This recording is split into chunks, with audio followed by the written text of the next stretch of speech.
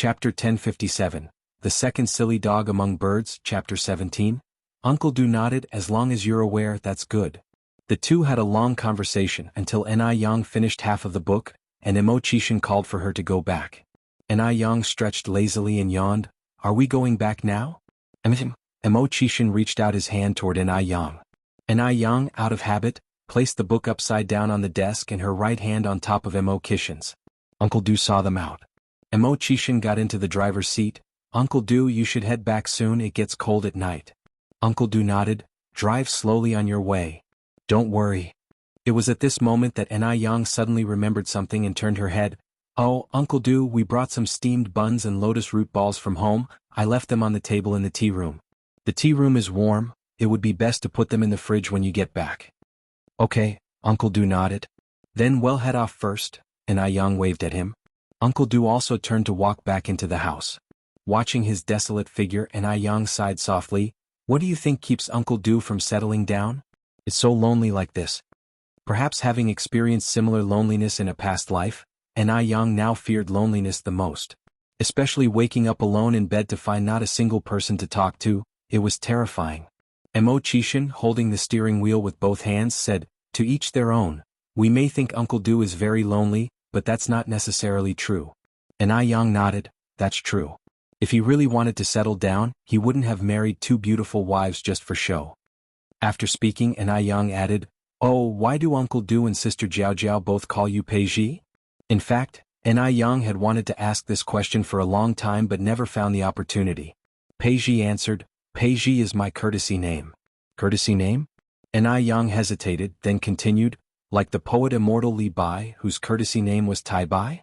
Imo-chishin nodded slightly. Yes, Yang is really smart. Yang was about to flaunt her pride when the man followed up with two more words, follow me. Yang. The next day was New Year's Eve.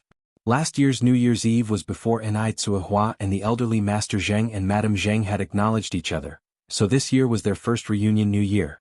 Yang was woken up early in the morning by Duo. It's New Year's. It's New Year's. Yang, get up. Yang said, somewhat speechless. You're a bird, what does New Year's have to do with you? Duo glared with his small eyes, defiantly saying, you're a bird, your whole family are birds. Possibly due to spending too much time with people, Duo seemed to have forgotten his species. Yang narrowed her eyes slightly. You dog son, say that again. Duo fearlessly retorted, you're a bird, your whole family are birds. Yang said with a smile, good, you won't have lunch today. Hey. Duo turned his backside toward Yang. I'm not afraid of you. Great, you've completely lost your mother now. Yang casually grabbed a pillow and threw it towards Duo. Duo agilely dodged the pillow. You're so dumb. Yang is so dumb. Yang is a big fool. Yang, she must have been crazy to have adopted such a bird. Since she was already woken up by Duo, Yang sat up in bed, grabbed some clothes and went to the bathroom to change. The festive atmosphere in the countryside was very strong. After changing her clothes and going downstairs, Yang heard bursts of firecrackers. In the dining room, everyone had already started eating breakfast. Shengguanxi, upon seeing Yang, smiled and said, Yang, you're up, come and eat. After breakfast, let's go to the fields and pick some roses to decorate the house. Now, not a trace of Shengguanxi's heartbreak could be seen. Yang nodded, okay. After eating, the sisters took their baskets and went to pick roses. As soon as they stepped out the door, they saw a small sedan parked at the entrance, with Wu Qinjun getting out of the car. Shengguanxiaosi, little sister Yang, where are you guys planning to go? Shengguanxi exclaimed in surprise, during the New Year's holiday, why aren't you staying at home but coming to our house instead? Wu Qinjun smiled and said, what else could I be doing? Of course, I came here to celebrate the New Year with your family. To celebrate the New Year with our family? Shengguanxi's eyes widened. Wu Qinjun nodded, don't you welcome me? Shengguanxi was speechless, don't you have your own home? Why come over to celebrate at mine? Wu Qinjun straightened his face, my parents took my grandparents to Bansai Island to escape the cold, and now I'm the only one at home, so they told me to come celebrate the New Year with your family. Shengguanxi frowned slightly, really? Just at that moment Shengguan Dehui came out from the yard. Qinjun is here, come on in. Old lady Shengguan followed behind with a smile, we were just talking about you and here you are. With a surprised face Shengguanxi said, Grandma, Dad, you both knew about this already? Shengguan Dehui nodded. It was I who invited Qinjun to spend the new year with us. Otherwise he would be so lonely all by himself. The Wu family and the Shengguan family were close friends, and besides, Wu Qinjun grew up under the watchful eye of Shengguan Dehui. With the Wu family not at home, it was only natural for them to invite Wu Qinjun over to the Shengguans to celebrate. Shengguan, she turned to Enai Yang. Yang, did you know about this too? Enai Yang shook her head. I had no idea. Shengguan, she, arm in arm with Enai Yang, said, forget about him. Wu Lao-san has always been shameless. Let's go pick roses instead. Wu Qinjun dropped off his big and small gift bags at the Enai family's place and hurriedly followed the two. Hey, where are you going? Take me with you. We girls are going to pick flowers. What would a big guy like you do following us? Shengguan, she looked at Wu Qinjun with disdain. Wu Qinjun said, men and women are already equal. Why can you girls go pick flowers and I can't? That's gender discrimination. The two kept walking and bickering, while Enai Yang tried her best to minimize her presence and give them space. They reached the rose field and the two were still non-stop chattering. Normally, Shengguan, she was a very quiet and gentle girl, but she transformed completely when it came to Wu Qinjun. During the process of picking flowers, Enai Yang found an excuse to head home first. Wu Qinjun looked at Enai Yang gratefully. Enai Yang quietly gave him a thumbs up. What are you two whispering about? Shengguan, she turned back to look at Enai Yang and Wu Qinjun. Enai Yang smiled and said, we didn't say anything, Sister Xiaoxi, you saw wrong. Is that so? Yes. Wu Qinjun slapped Shengguan's eyes head lightly. You're not old yet, Shengguan Xiaoxi, but why are your ears not working well? As the two kept playing around, Enai Yang quietly left the rose field. After lunch, Shengguan Su took Wu Qinjun to paste couplets and paper cuts on the windows.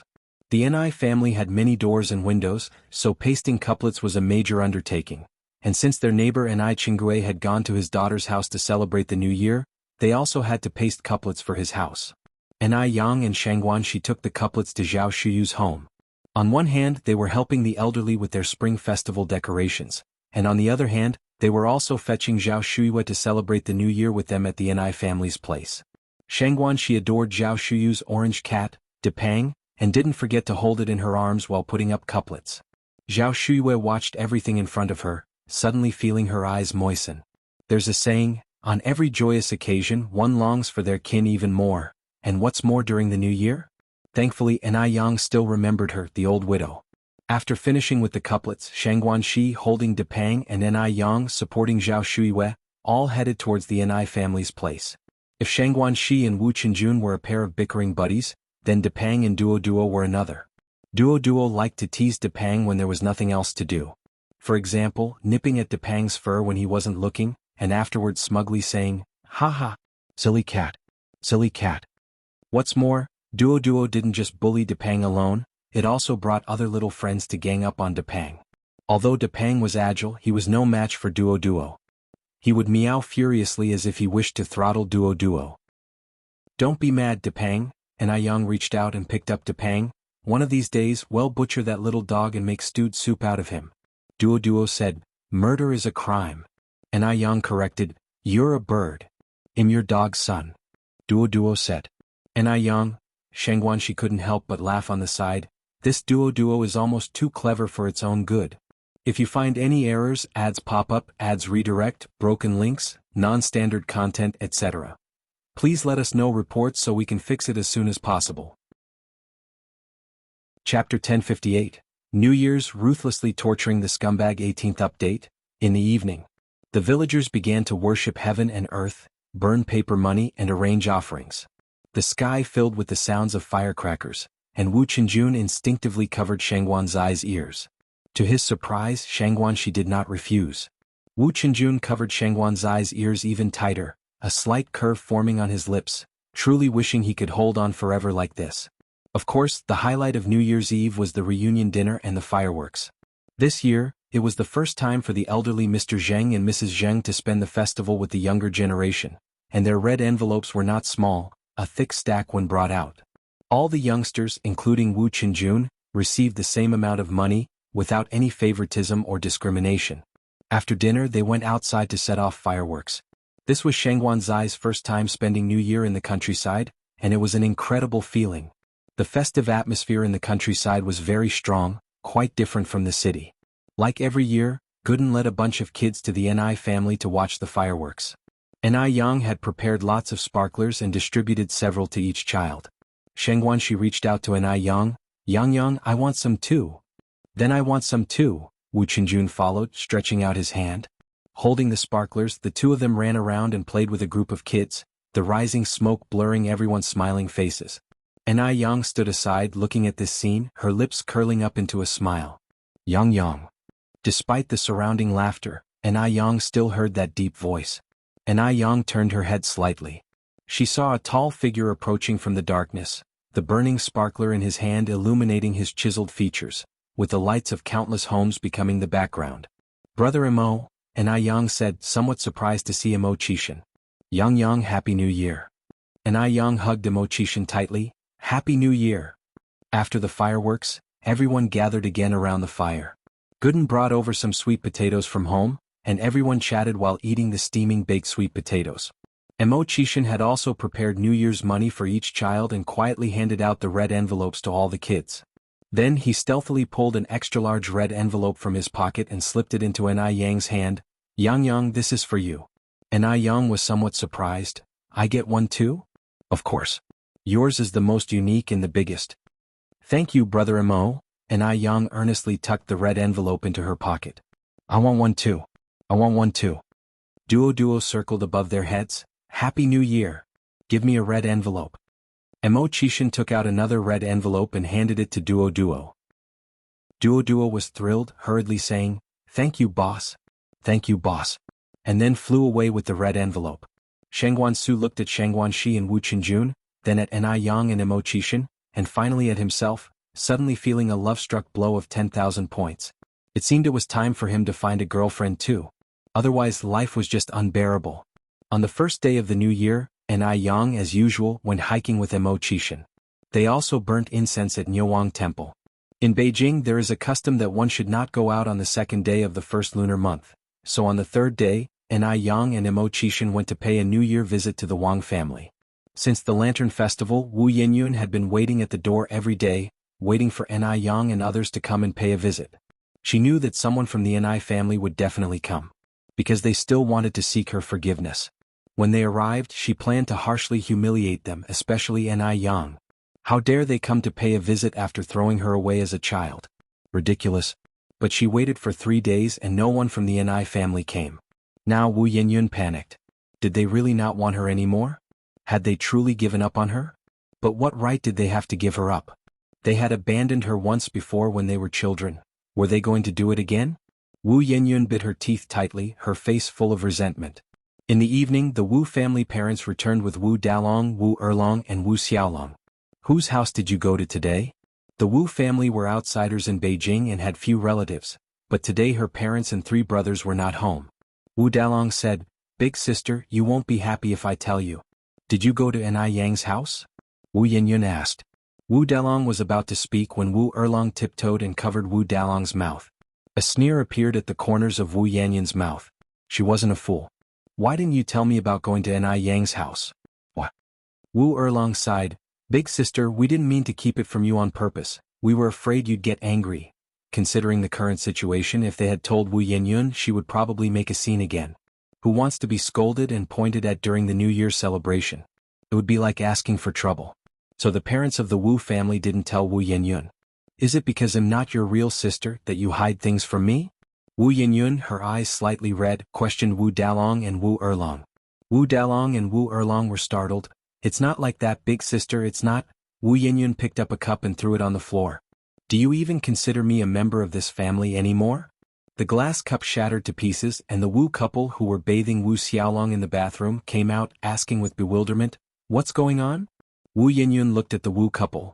Didn't I say we're through with the Ni family? Why did you go to their house behind my back today?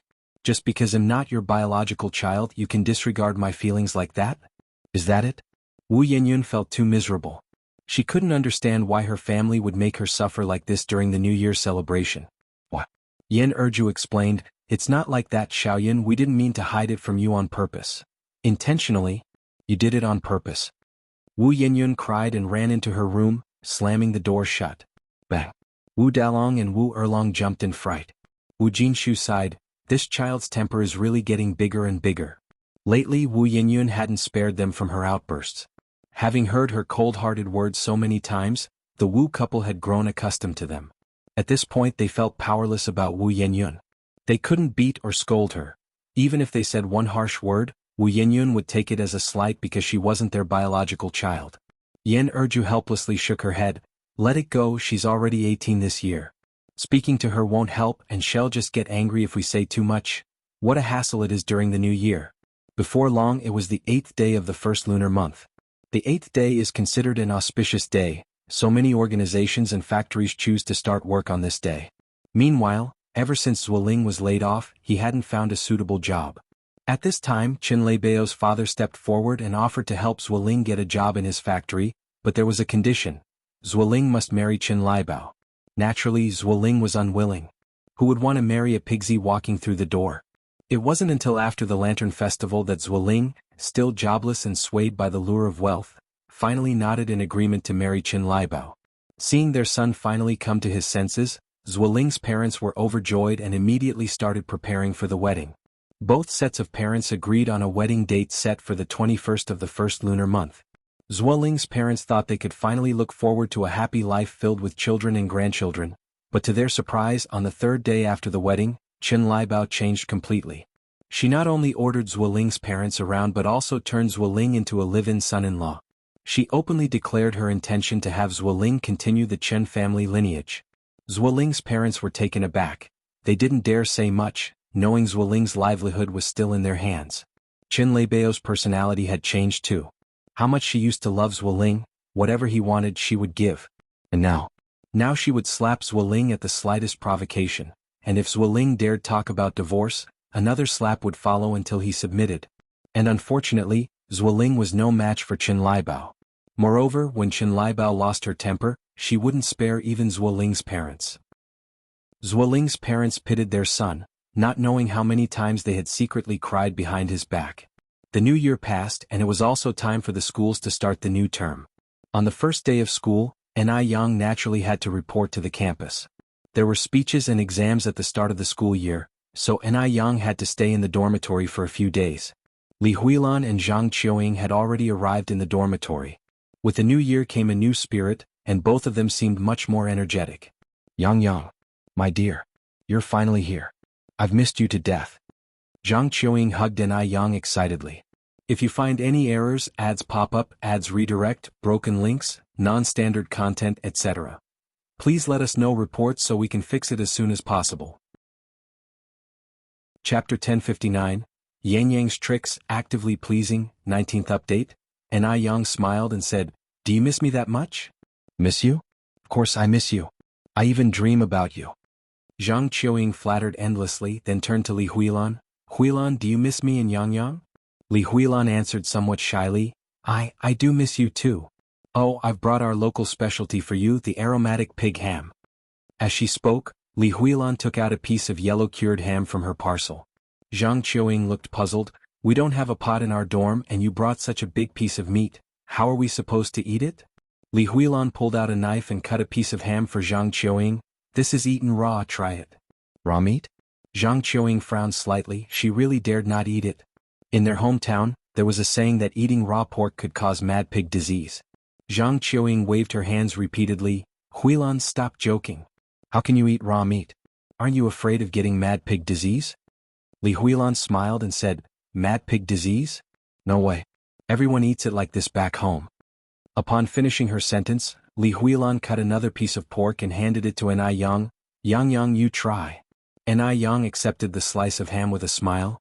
This ham tastes amazing when eaten raw.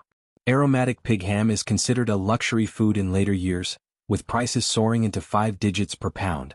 The ham from the 1980s was all natural and free from pollution, making it many times tastier than the exorbitantly priced hams of later years. Seeing Ni Yang enjoying the ham so much, Zhang Qiuying couldn't help but give her a thumbs up. Yang, you're something. Daring to eat raw meat. Ni Yang took another piece and then another. This is truly a rarity. You can't buy it even if you had the money, Qiuying. Not eating it is your loss. Zhang Qiuying said, I'm not eating.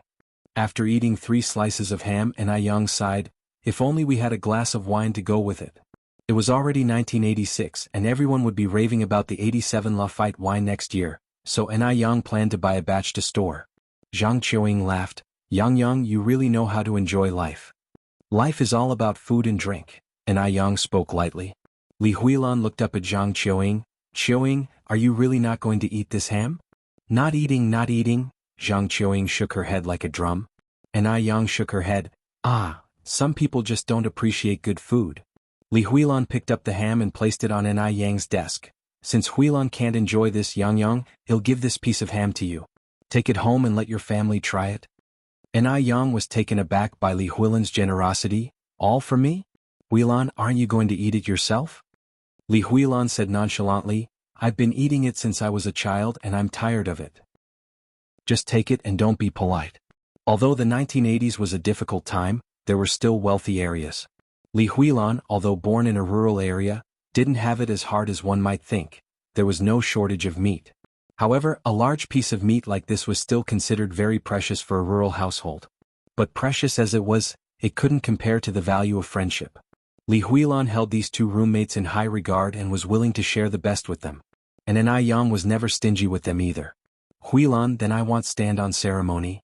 Yang knew how to conduct herself and was well aware of the subtleties of human relationships. If she were to refuse the ham today, it might make Li Huilan feel uneasy. Sure enough, upon learning that Yang had accepted the ham, Li Huilan was overjoyed. Yang, if your family likes it, just tell me and he'll bring you some more next year. Yang carefully packed the ham away. Huilan, on behalf of my family, thank you. After finishing packing up the ham, Yang remembered that when she came to school, Tsuehua had picked out a big bag of things for her to bring to the dorm to share with her roommates. I almost forgot. This is what my mom asked me to bring over. You guys go ahead and eat. Yang had brought some cooked food like sunflower seeds, dried fruit, and braised duck feet and duck head. Zhang Qiuying and Li Huilan enjoyed it immensely. My goodness. This is way too delicious. Yang, where did your family buy this duck head? Zhang Qiuying asked, nibbling on a duck head and speaking unclearly. Yang said, this duck head was braised by my grandmother and my maternal grandmother. If you like it, I'll bring some more next time. Sure. Zhang Qiuying was thrilled. Li Huilan said, Yang, can you ask at home how this duck head is braised? Next New Year I'll have my mom try making it. Yang nodded, he'll write down the braised duck head recipe for you later. Although the recipe for the braised duck head was made by old lady Zhang and her family, the formula was provided by Yang, who had made her fortune from braised foods in her previous life. I want some too. Qiuying said, he'll have our housekeeper make it when I get back. Okay, I'll write it now. Yang took out some paper and started writing a detailed preparation plan. Since she wasn't making her fortune from braised foods this time around, it was okay to share the recipe with others. Yang not only wrote down the ingredients but also carefully wrote out the preparation process, producing 2 copies of the document, one for each Qiuying and Huilan.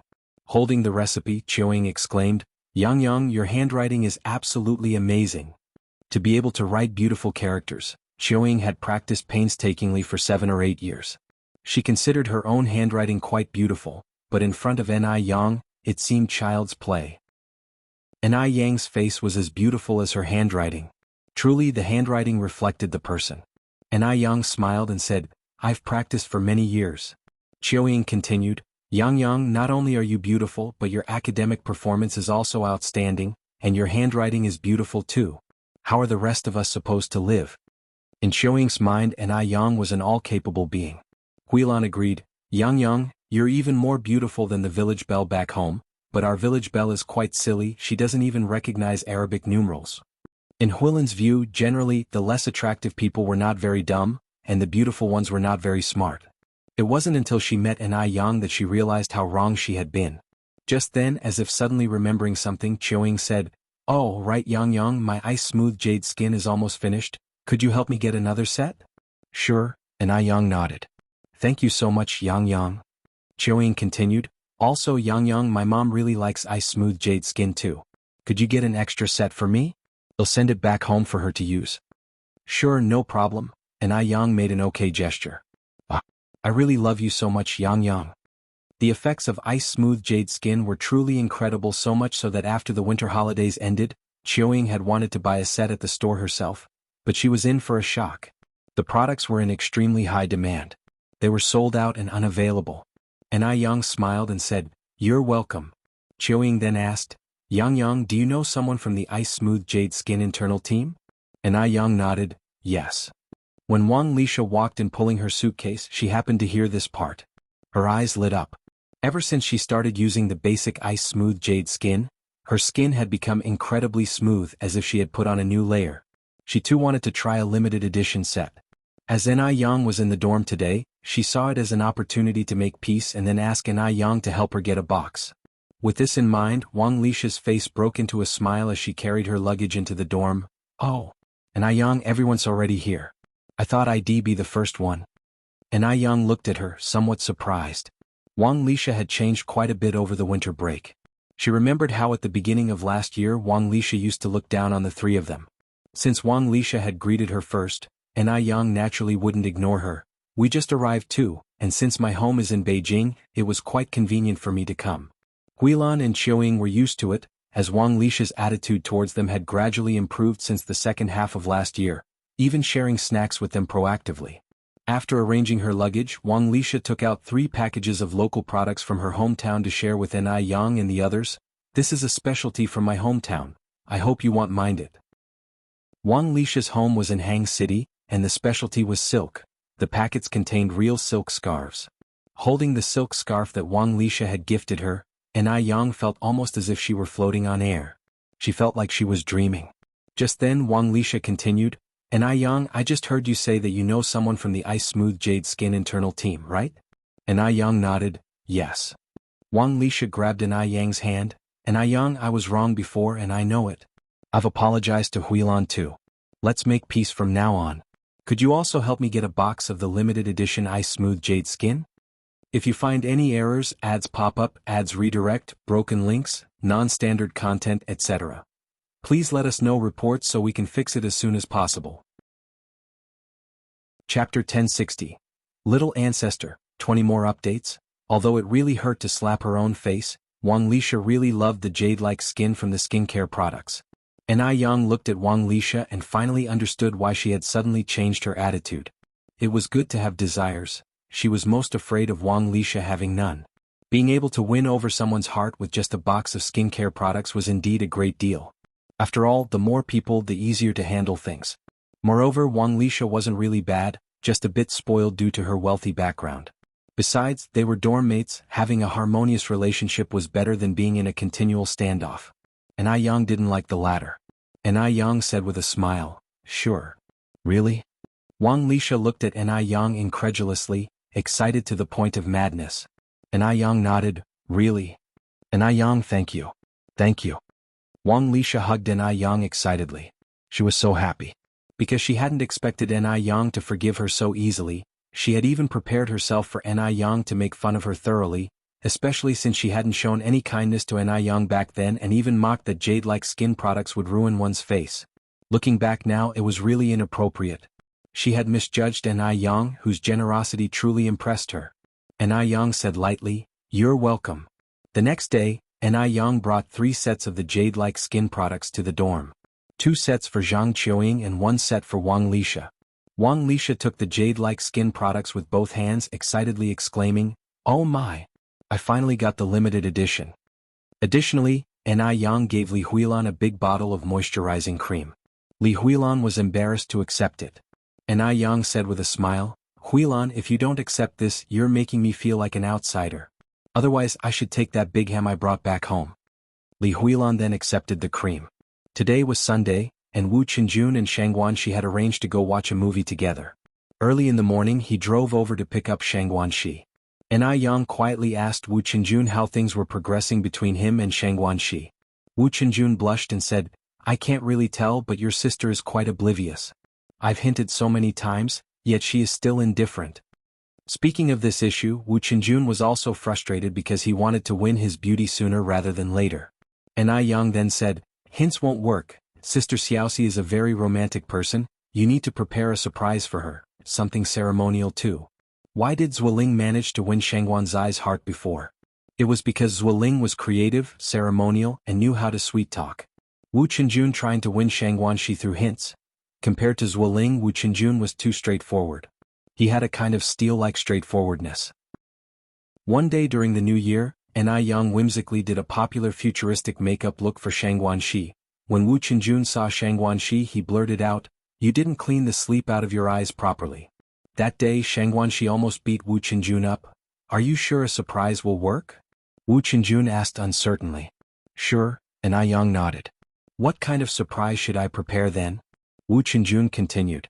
Ni Yang smiled and said, "That's something you'll have to think of yourself. Others planning it for you won't convey your feelings." Wu Qinjun scratched his head. "Okay, I got it, thanks little auntie." Ni Yang pointed to little Ni Yun and said, "Your little auntie is her." Wu Qinjun quickly corrected himself, second auntie, second auntie." Just then Shangguanxi came downstairs and changed clothes, and after greeting Ni Yang the two left together. Watching their departing figures, little Ni Yun looked up at Ni Yang. "Sister, what's a little auntie? Can you eat it?" "You just know about eating." Ni Yang tapped little Ni Yun on the forehead. Little Ni Yun was now the little foodie of the house, like a blender, eating everything, not picky at all. Even avocados, as unpleasant as they were, she could eat 2 at a time. With some innocence, little Ni Yun said, "Isn't it you who said in life, it's all about food and drink?" "Oh," Ni Yang said with a smile full of meaning, "our little Yun Yun has gotten smart, now even able to think critically." Little Ni Yun then asked, "Sister, what does think critically mean?" Ni Yang said speechlessly, "Are you a Y machine?" Little Ni Yun scratched her head. "Sister, what is a Y machine? Can you eat it?" Ni Yang, little Ni Yun asked again, "Sister, why am I brother Qinjun's little aunt?"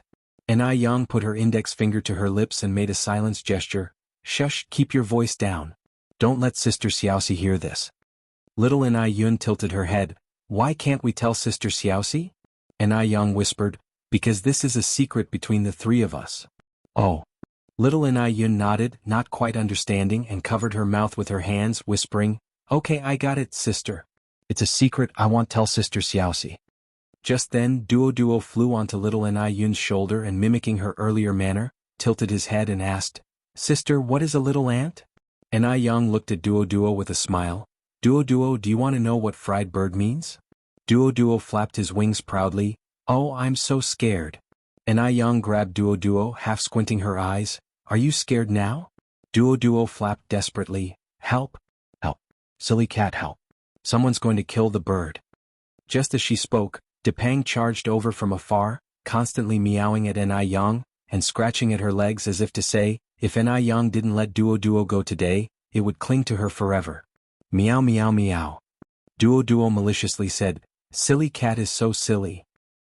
Ni Yang, this silly cat really was dumb, tormented by Duo every day, but now that Duo was in danger, it eagerly rushed over to save him. It seemed that cross-species friendships existed too. Ni Yang released Duo. "Alright, you guys go play." No sooner had Duo gained his freedom than he pecked at Depang. Friendships can capsize in an instant, and Depang immediately flashed his claws, as if he'd wipe out Duo's entire lineage. After playing with the silly cat Depang for a while, Duo was nowhere to be seen. The lively streets of Beijing. Duo perched on the shoulder of a refined man in casual clothes. "Little jerk, where are we going?" "We're going to eat," Du Qingfeng answered. "Little jerk, I'm hungry." Duo pecked at the fine hairs near Du Chengfeng's ear. "Hungry? Hungry? You're so annoying," Du Chengfeng said, twirling his Buddha beads. "You're the annoying one, your whole family is annoying." Duo got ruffled. Du Chengfeng remained calm. "In this world, you're probably the only bird that dares to talk to me like this." He could never have dreamed that he'd indulge a bird this way.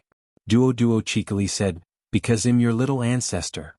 Du Chengfeng, "Little jerk, your little ancestor is hungry?" "Speak properly," Du Chengfeng commanded, his expression unchanging yet with a stern look in his eyes. If it had been before, Duo would have trembled with fear, but not anymore. "Du Chengfeng, your little ancestor is hungry." Du Chengfeng, seeing that Du Chengfeng had no intention of grabbing the bird food, Duo coquettishly rubbed against his chin. Finally Du Chengfeng took out fine quality bird food from his pouch. "Delicious." Wu Yinyun spotted Du Chengfeng from a distance. but due to their previous encounters she couldn't muster the courage to greet him. Looking at Duo on Du Chengfeng's shoulder, then at herself, Wu Yanyan's lips curled into a mocking smile. Had she really fallen so low that she was now inferior to a pet kept by an Yang? How ironic. An Yang was shameless, using a pet to flirt with Du Chengfeng. Just then a dark shadow flew towards Wu Yanyun, an excited voice shouting, "Yanyun! Yanyun!" Previously Wu Yanyun had visited the Ni family many times, and when at their place she had fed Duo, who was quite gluttonous. Thinking of coming over to greet her and surely being fed something delicious, Duo thought Wu Yanyun would be overjoyed. Wu Yanyun was initially startled, noticed Du Chengfeng nearby, and then smiled and greeted Duo. "Hello Duo. Hello Yanyun." There was one thing Duo was good at, it was mimicking quickly. Wu Yanyun continued, Duo, my home has delicious food, visit sometime if you're free." Duo didn't catch anything else but the mention of delicious food and got terribly excited. Delicious. If you find any errors, ads pop up, ads redirect, broken links, non-standard content, etc. Please let us know reports so we can fix it as soon as possible. Chapter 1061. She is like the moon surrounded by stars. Chapter 21. Wu Yanyun watched Duo with a smile that reached her eyes. But in reality, the happier she appeared on the surface, the more she hated Ni Yang in her heart. She hated everything about Ni Yang, including this beast. Just as Duo was about to say something more, the sound of Old Dust's voice filled the air. Duo, come here. Goodbye, Yanyun. Duo politely bid farewell to Wu Yanyun. Wu Yanyun waved her hand toward Duo. Duo flew straight to Old Dust's shoulder. "You little rascal, I want to eat more." Old Du held Buddha beads in one hand while pulling out a brocade pouch with the other. Who was that just now? Yanyun, it was Yanyun. Wu Yanyun. Old Du frowned slightly, a hint of surprise flashing in his eyes. Duo ate a grain of birdseed. "You can't be that rude, you must call her Yanyun." "Listen Duo. Old Du turned his head to look at Duo. "From now on, you're not allowed to speak to Wu Yanyun, nor eat anything she gives you." "Why?" Duo tilted its little head as it looked at Old Du. Old Du glanced at the retreating figure of Wu Yanyun. "No reasons, just don't." "Oh." Duo nodded earnestly. Wu Yanyun went straight to a corner to hide, then peered secretly at the backs of Old Du and Duo, biting her lip tightly. Duo was a talking bird. This beast must have said many bad things about her in front of Old Du. Otherwise Old Du wouldn't ignore her. A beast wouldn't badmouth someone for no reason. You would know without thinking that it must have all been taught by an Yang. It's too much. An Yang really is too much. She clearly knew that Wu Yanyun liked Old Du, yet she still did this. She was just opposing Wu Yanyun. Wu Yanyun wanted to find a place to cry her heart out, but she knew she couldn't cry, she couldn't admit defeat. She wouldn't lose. Wu Yanyun. Just then someone patted Wu Yanyun's shoulder from behind. Wu Yanyun got startled and turned around, only to see it was Wei Haoguang. Wei Haoguang was 2 years older than Wu Yanyun, 20 this year, and had stopped attending school due to the prosperity of his family, which allowed him to laze about every day. However, it's worth mentioning that Wei Haoguang had an especially delicate face, appearing gentle and scholarly, like someone who was well-read. Wu Yanyun, being a student, naturally didn't know this socialite Wei Haoguang. They met at the hospital. "It's you, Wei Haoguang." Wu Yanyun put on a slight smile. Wei Haoguang showed concern. "You seem a little unhappy, did you encounter any difficulties? Tell me and I'll help you solve them." "No," Wu Yanyun shook her head. "By the way, you haven't had dinner yet, right? Come on, let me treat you to a meal at a big restaurant," Wei Haoguang continued. Wu Yanyun kept shaking her head. "No need, I'm going home." Wei Haoguang followed her steps. "Wu Yanyun, aren't we friends? You don't even want to have a meal with me?" Wu Yanyun was no fool. She knew Wei Haoguang was interested in her, but she had no interest in him. She only liked Old Du after seeing someone like Old Du, with his charming rogue demeanor. Her heart couldn't accommodate anyone else. Unfortunately, with Ni Yang stirring up trouble, Old Du would never notice her. Thinking of this, a deep sense of unwillingness appeared in Wu Yanyun's eyes. Wu Yanyun then said, "I'm sorry Wei Haoguang, but I still have homework to finish, I need to go home and do my homework." Last year, Ni Yang took the national top scholar spot, and this year her total score must beat Ni Yang. Must. Doing homework is so boring, come and play with me instead, let me show you around. Wei Haoguang grabbed Wu Yanyun's hand and led her to the motorbike parked by the side. Wu Yenyun was forced onto the motorbike. Wu Yenyun had ridden bicycles and been in cars, but this was her first time on a motorbike. Wei Haoguang had also called a group of brothers, and about a dozen of them started racing on the winding mountain road.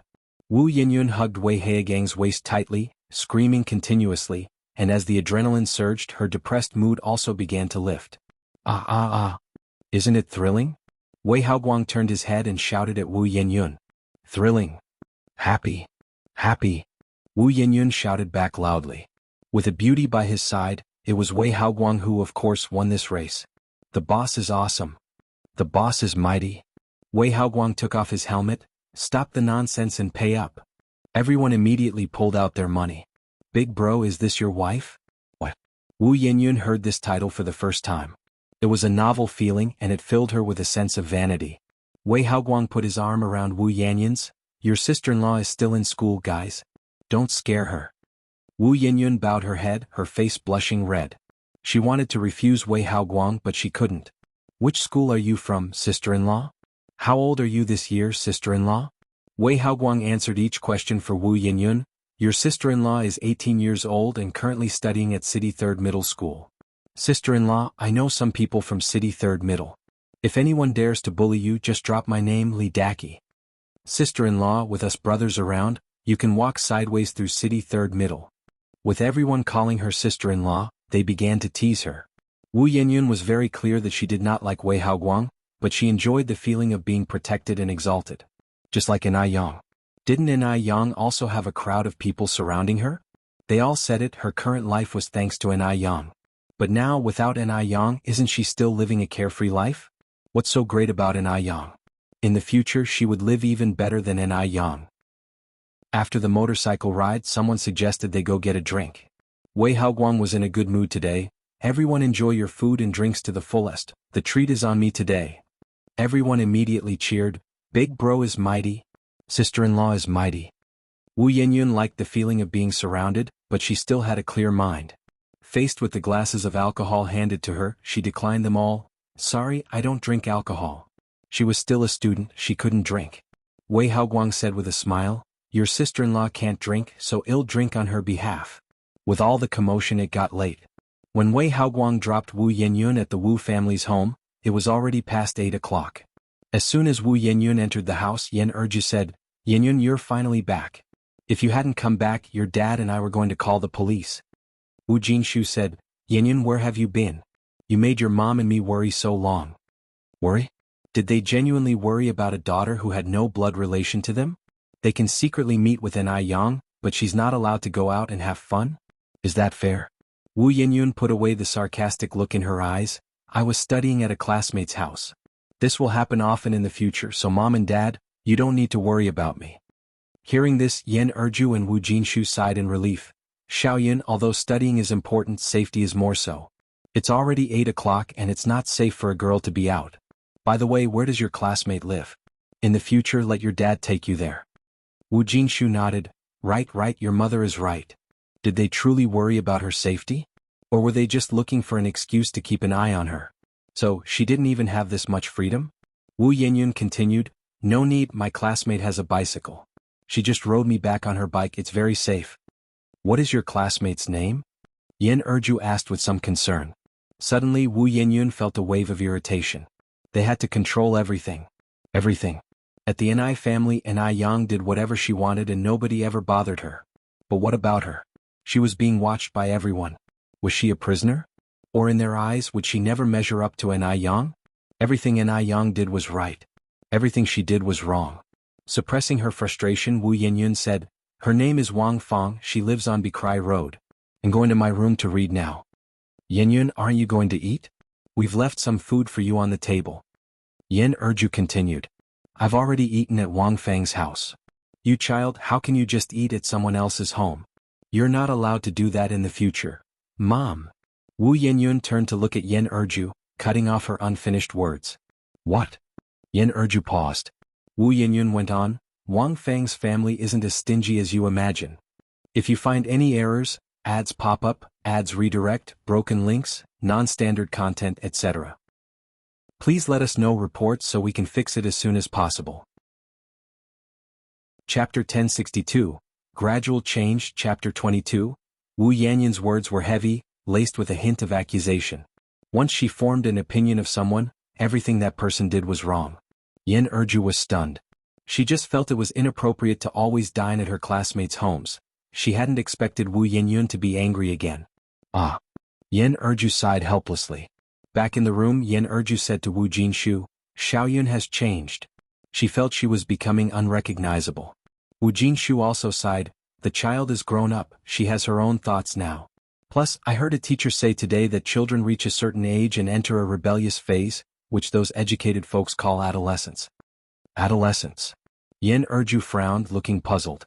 Wu Jinshu nodded, yes, adolescence, and I've also heard that teenagers and adolescents are not easy to manage. Some even go down the path of crime during this time. Nearly every family deals with situations like this. At this point, Wu Jinshu paused, then continued, in the future, let's be a bit more relaxed with Yenyun, not question everything and allow the child some personal space.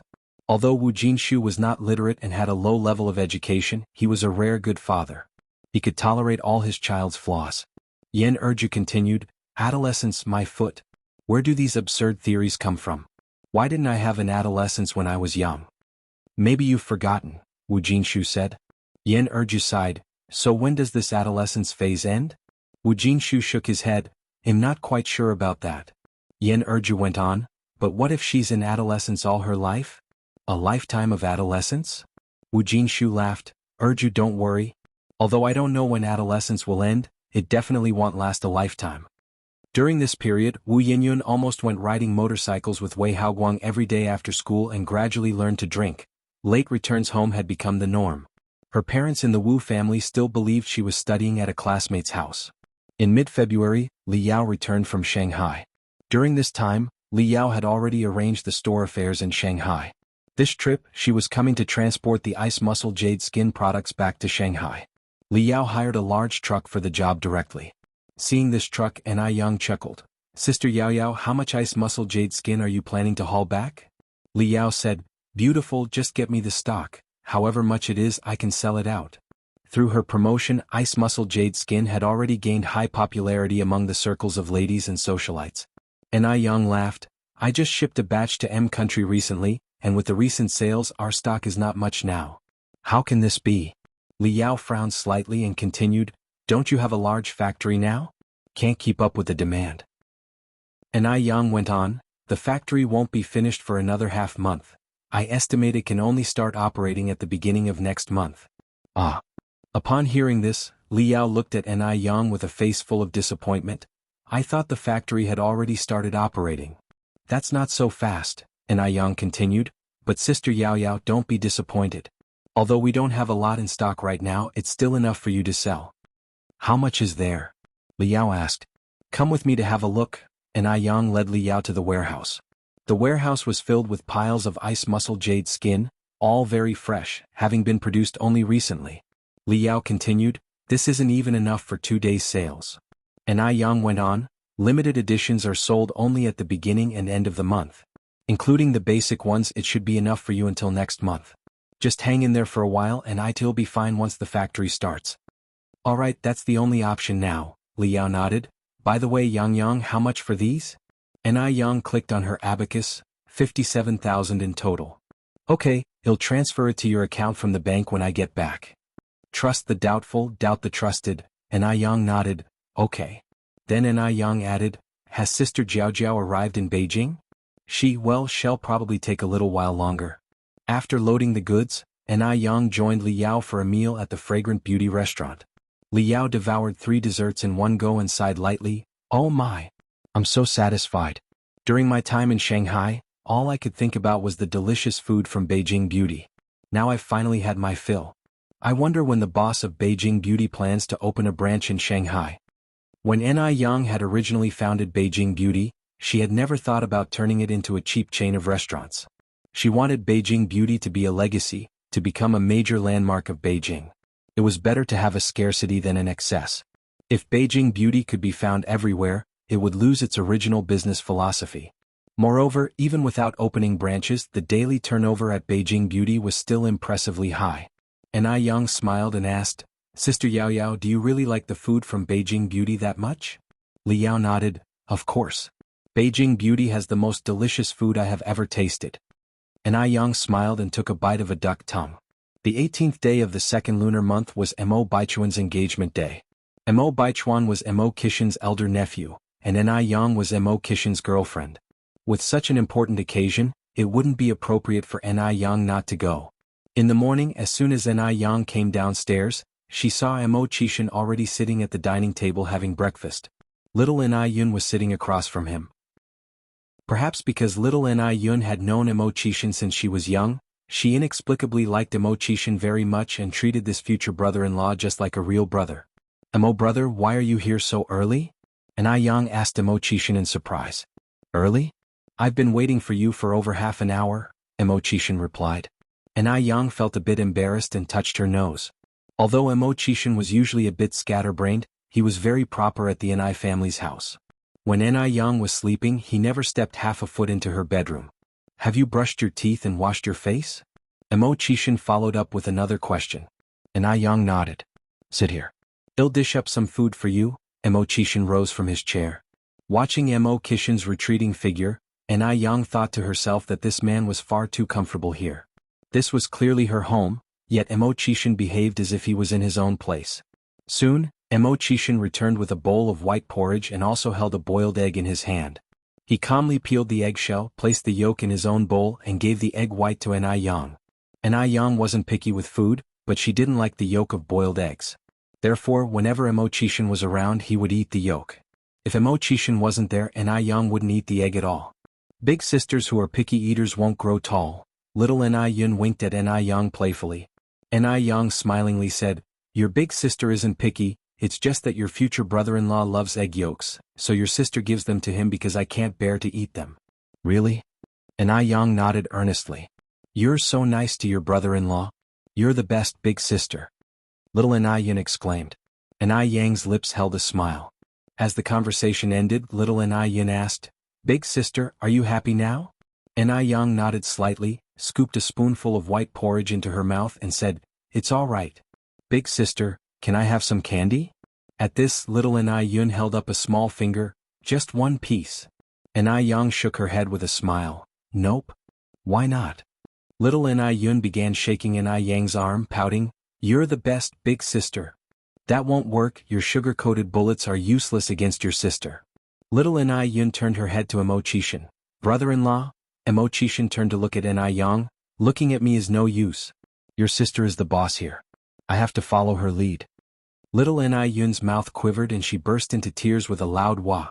No candy means no candy, crying won't change anything, Yang added. Little Yun sobbed and sniffled, saying, I like you so much, big sister, you really disappoint me. The poor little thing looked absolutely heartbroken. Yang found a tissue to wipe little Yun's tears and said, What did big sister tell you before? Eating candy is bad for your teeth. If you always eat candy, little bugs will grow on your teeth. They will slowly burrow into the inside of your teeth and eat them away. Then our pretty little Yun will have to eat only soft food like porridge and noodle mush.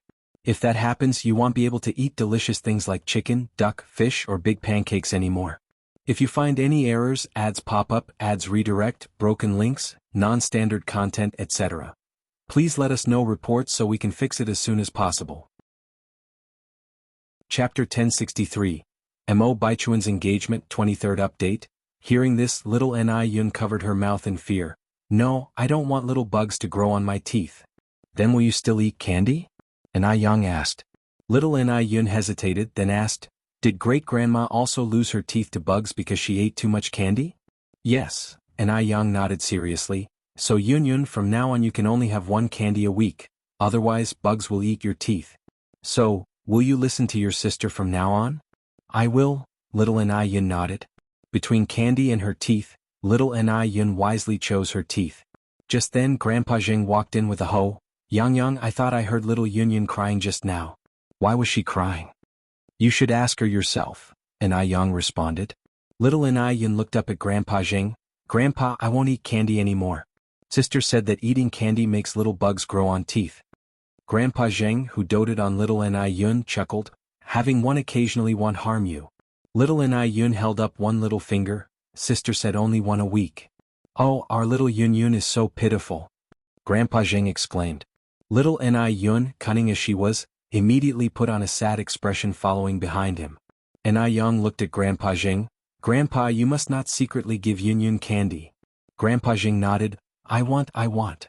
After breakfast, Ni Yang and Emo Qishan left for the Emo family's house. Grandpa Zheng, not fond of going out, stayed home with little Ni Yun, while Grandma Zheng and Grandma Shangguan had already gone in Shangguan Dihui's car. The engagement ceremony was held at the Emo family's villa. By 10 in the morning, many friends and relatives had already gathered at the Emo family's villa to offer their congratulations. Indeed, there were also those who came to watch the spectacle. Before this, Zhao Jingrong had been Emo Qishan's fiancé. Baichuan was a junior in the family and now things were in disarray, weren't they?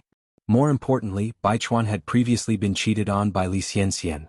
Everyone thought Zhao Jingrong must have been kicked in the head by a donkey to marry Baichuan. Otherwise, with Zhao Jingrong's status, she could have found someone better. In fact, Zhao Jingrong's parents and brothers initially did not approve of her being with Baichuan. But after finding out that Baichuan was Mr. Mog, they had no more objections.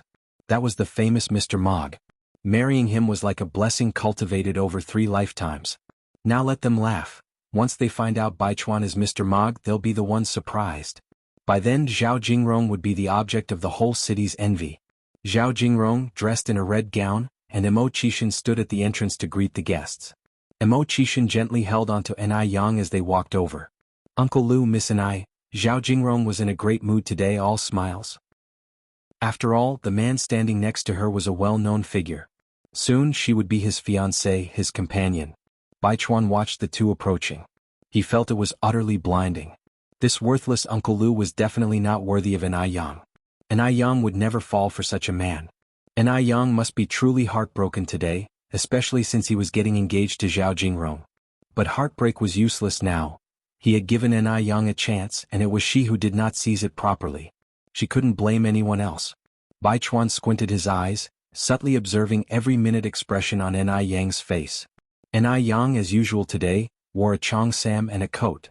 The plain cheongsam paired with a deep blue coat emanated an indescribable vigor. Ni Yang handed a prepared red envelope to Zhao Jingrong. I wish you love that endures through the years, may you know each other as intimately as ever, and may you bathe in the river of love for the rest of your lives. Thank you. Zhao Jingrong accepted the red envelope, then responded, I also wish that you and Uncle Lu soon achieve harmony and enter the palace of marriage. Ni Yang smiled and thanked her, then she and Emo Qishan walked inside. Baichuan slightly frowned. He felt something was off. From the beginning to the end, Ni Yang's face showed not a hint of sadness.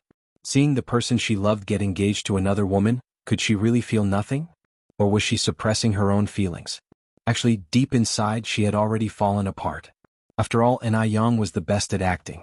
Yes, that must be it. In the hall, Emo Baichuan's parents were hosting important guests. Mrs. Emo was chatting with Mrs. Shangguan and Mrs. Zheng. Shangguan Dihui was strolling in the Emo family's garden with Ni Tsuehua. Apart from the relatives of the Emo family, the relatives from Zhao Jingrong's family were also in the hall.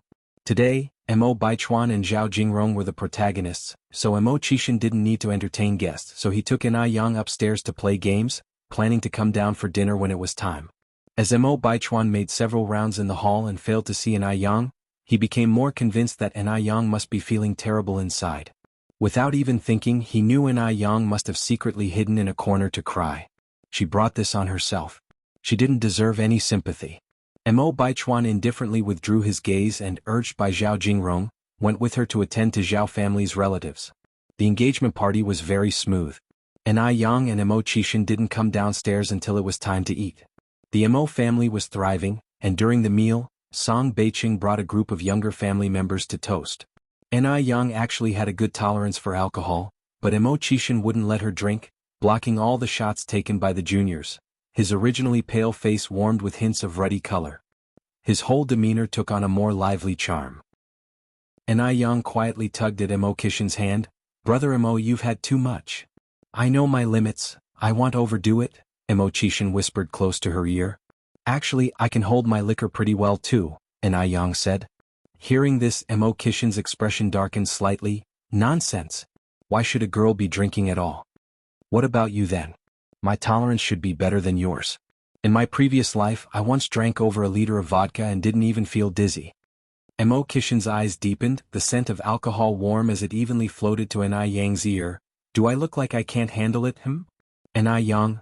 She suspected that Mo Kishin was flirting but she had no proof. Their interaction was all caught by Mo Baichuan across the room.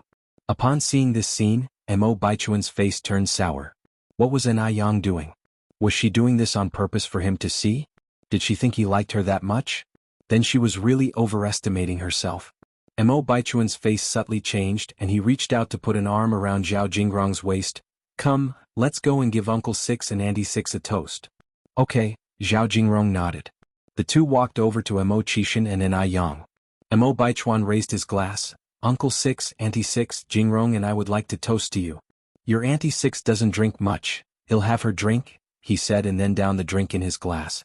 His gesture of blocking the drink for Ni Yang was inexplicably charming. Zhao Jingrong was a bit fascinated. She had been with Mo Baichuan for so long, and he had never done something so considerate, let alone block a drink for her.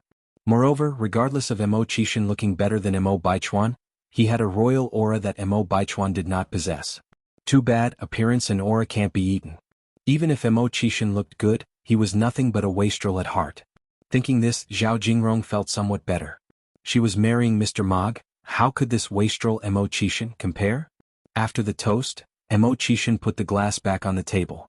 Have some tea quickly, and Ni Yang gave Mo Qishan a strong cup of tea, it's to help with the alcohol. Throughout it all, Ni Yang had not spared Mo Baichuan a single glance. Mo Baichuan squinted his eyes and walked away with Zhao Jingrong. Just then an elderly couple with gray hair walked over, holding on to each other. The elderly couple were shaky on their feet and almost fell as they approached, but fortunately, Ni Yang quickly stood up and steadied them. Be careful, elderly. Thank you. The elderly man looked up and saw Mo Qishan, excitedly exclaimed, Uncle Six. Uncle Six, do you still remember me? I'm Sunwazi. Uncle Six. Who is this elderly man calling? Both of these elderly people seemed to be in their 70s or 80s, didn't that make their Uncle Six over 100 years old? But she hadn't seen any centenarians at the event today. For a moment Ni Yang was confused. If you find any errors, ads pop up, ads redirect, broken links, non-standard content, etc. Please let us know reports so we can fix it as soon as possible. Chapter 1064, The Uncomfortable Mo Baichuan, Chapter 24. At that moment, Mo Qishan nodded calmly, I remember. Ni Yang? Mo Qishan was their Uncle Six? Had she heard wrong? Ni Yang looked at Mo Qishan with a face full of surprise. Mo Qishan smiled and said, Yang, this is my nephew Lu Daqiang. You can call him Daqiang or Third Kiddo, it's all fine. Third Kiddo, this is your Auntie Six. The old master said very respectfully, Hello, Auntie Six. Ni Yang swallowed, and that term Third Kiddo ultimately didn't leave her lips. Hello. The old master nudged the old lady next to him with his elbow. After a moment the old lady reacted, bowed and followed suit. Hello Uncle Six, Auntie Six. Hello you too. Ni Yang had long known that Mo Qishan's generational ranking in the Mo family was not low, but she didn't know that his ranking was so high. And moreover, when the two elders looked at Mo Qishan, there wasn't a trace of disdain in their eyes, but all the respect that a junior should have. A prominent family really was a prominent family. That kind of adherence to tradition that came from the bones was something ordinary people simply couldn't imitate. Just then the old master called over a middle-aged couple and proceeded, Uncle Six, Auntie Six, this is the Jianghu couple. Jianghu Ingzi, these are your Grandpa Six and Grandma Six. The middle-aged couple immediately greeted them. Hello, Grandpa Six and Grandma Six. Ni Yang raised an awkward but polite smile. Hello to you too. Mo Qishan casually took out 2 red envelopes from his pocket and handed them to them. After the family of 4 left, Ni Yang looked at Mo Qishan and said, I didn't expect your family ranking to be so high.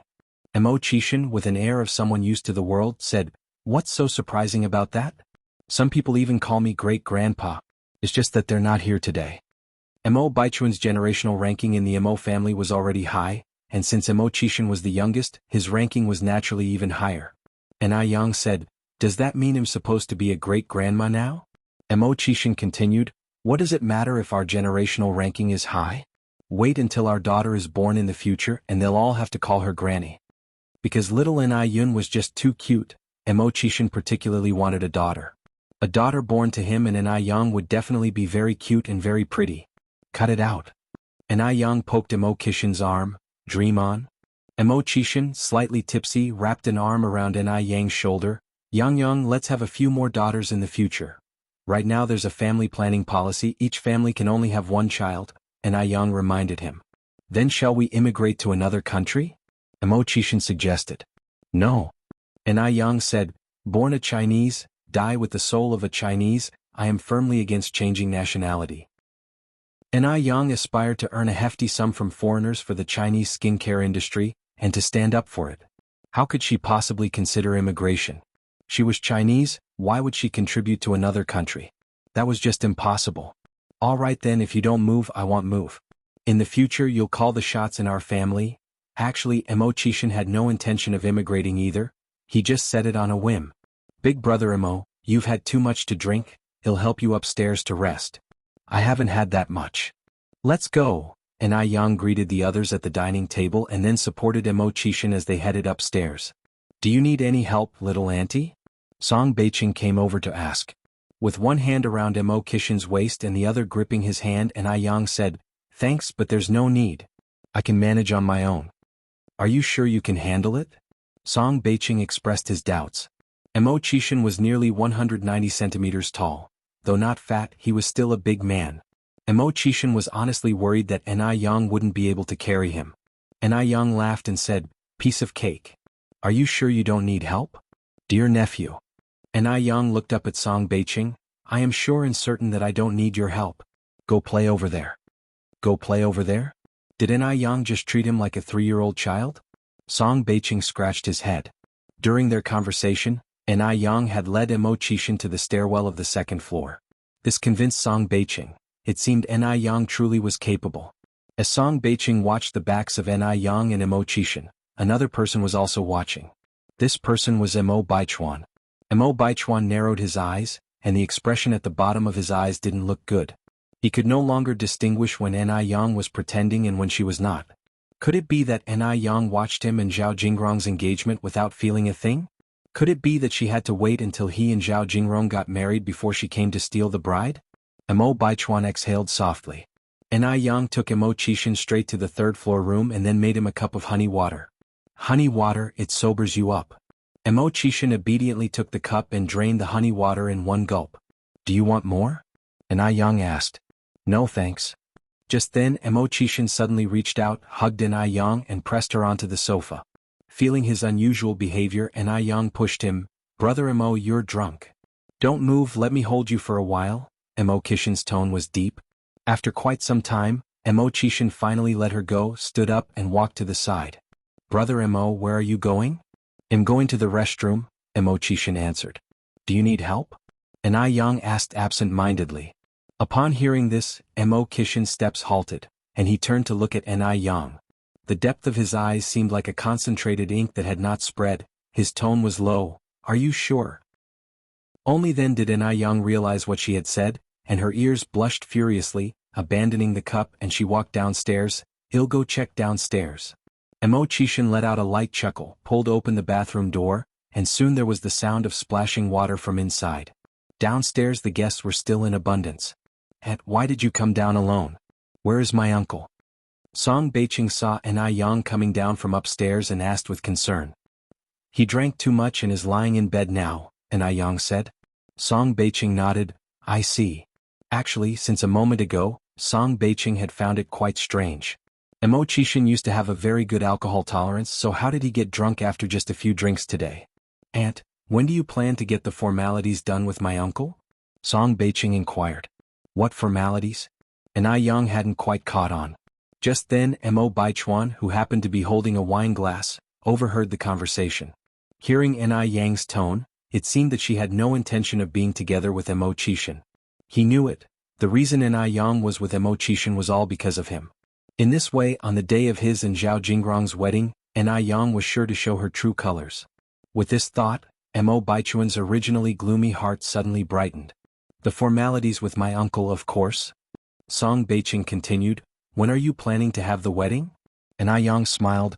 Oh, that. There's no rush. Let's talk about it after I graduate. Ni Yang was only 19 this year. She didn't want to step into the institution of marriage so early. Might as well wait.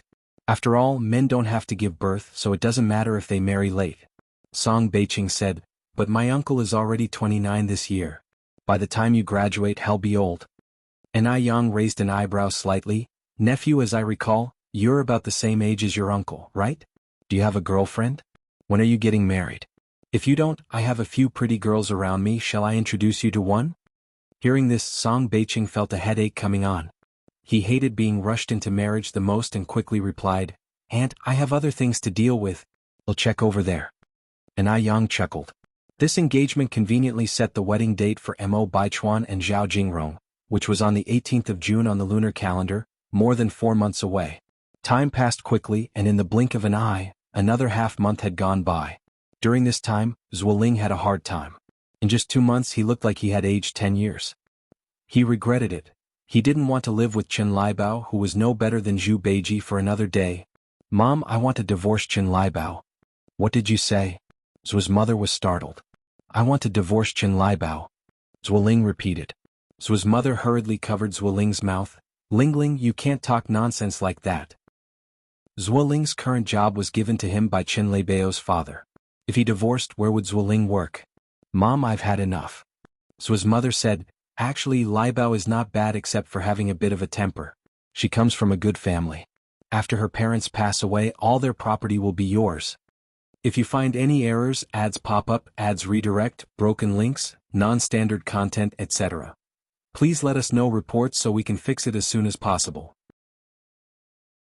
Chapter 1065. Upon learning the truth, filled with immense regret, 25th update, as she finished speaking his mother continued, You're not still thinking about that Shangguanxi, are you? Zuoling fell silent for a moment. His mother slapped him on the back of his head. You're such a fool. Shangguanxi is just a little village girl, how could she compare to Liebao? If you married Shangguanxi, our family might not even have a warm meal to eat. In summary, his mother was still very satisfied with Chen Liebao. After all, Chen Liebao was rich. Zuoling sighed. His mother went on, Lingling, don't talk about that kind of thing in the future. They say when you marry for clothes and food, but it's the same when you take a wife. A girl with conditions like Liebao, there are countless people outside who are vying for her. It's also because Liebao has good taste that she chose you. Come on, go shopping with mom and watch a movie. Watching a movie will make you feel better. Zuoling followed his mother out. Coincidentally, just as they hit the street, they saw an acquaintance. It was Shangguanxi? They saw Shangguanxi coming out of the mall carrying big and small bags and getting into a sedan car. A sedan car. His mother nudged Zuoling's arm. Is that person Shangguanxi? Zuoling was stunned. It seems like her. Whose car is that? His mother asked curiously, wondering if Shangguanxi had snagged a rich guy. I don't know whose it is. Zuoling shook his head, his heart filled with mixed emotions. Shangguanxi was still beautiful and confident and had even found herself a wealthy boyfriend. And he had become a married man. Before the mother and son could react, the car drove away. His mother looked in the direction the car disappeared, her eyes filled with curiosity. She was genuinely curious. After all, Shangguanxi almost became her future daughter-in-law. Now that Shangguanxi was riding in a sedan car, how could she not be curious? She had no idea what Shangguanxi's boyfriend looked like. But for sure, Shangguanxi's boyfriend couldn't be as outstanding as Zuoling, nor as good-looking as him. Being able to drive a sedan car, maybe he's some old, decrepit man. Yes, that must be it. Thinking this way, his mother felt a bit better. For such a young girl like Shangguanxi to marry an old man, that wasn't something to be proud of. Lingling, I think Shangguanxi's current boyfriend must be some old creep. Maybe even older than your dad. Geez, such a girl is really shameless. Ready to do anything for money. It's a good thing you dumped her back then.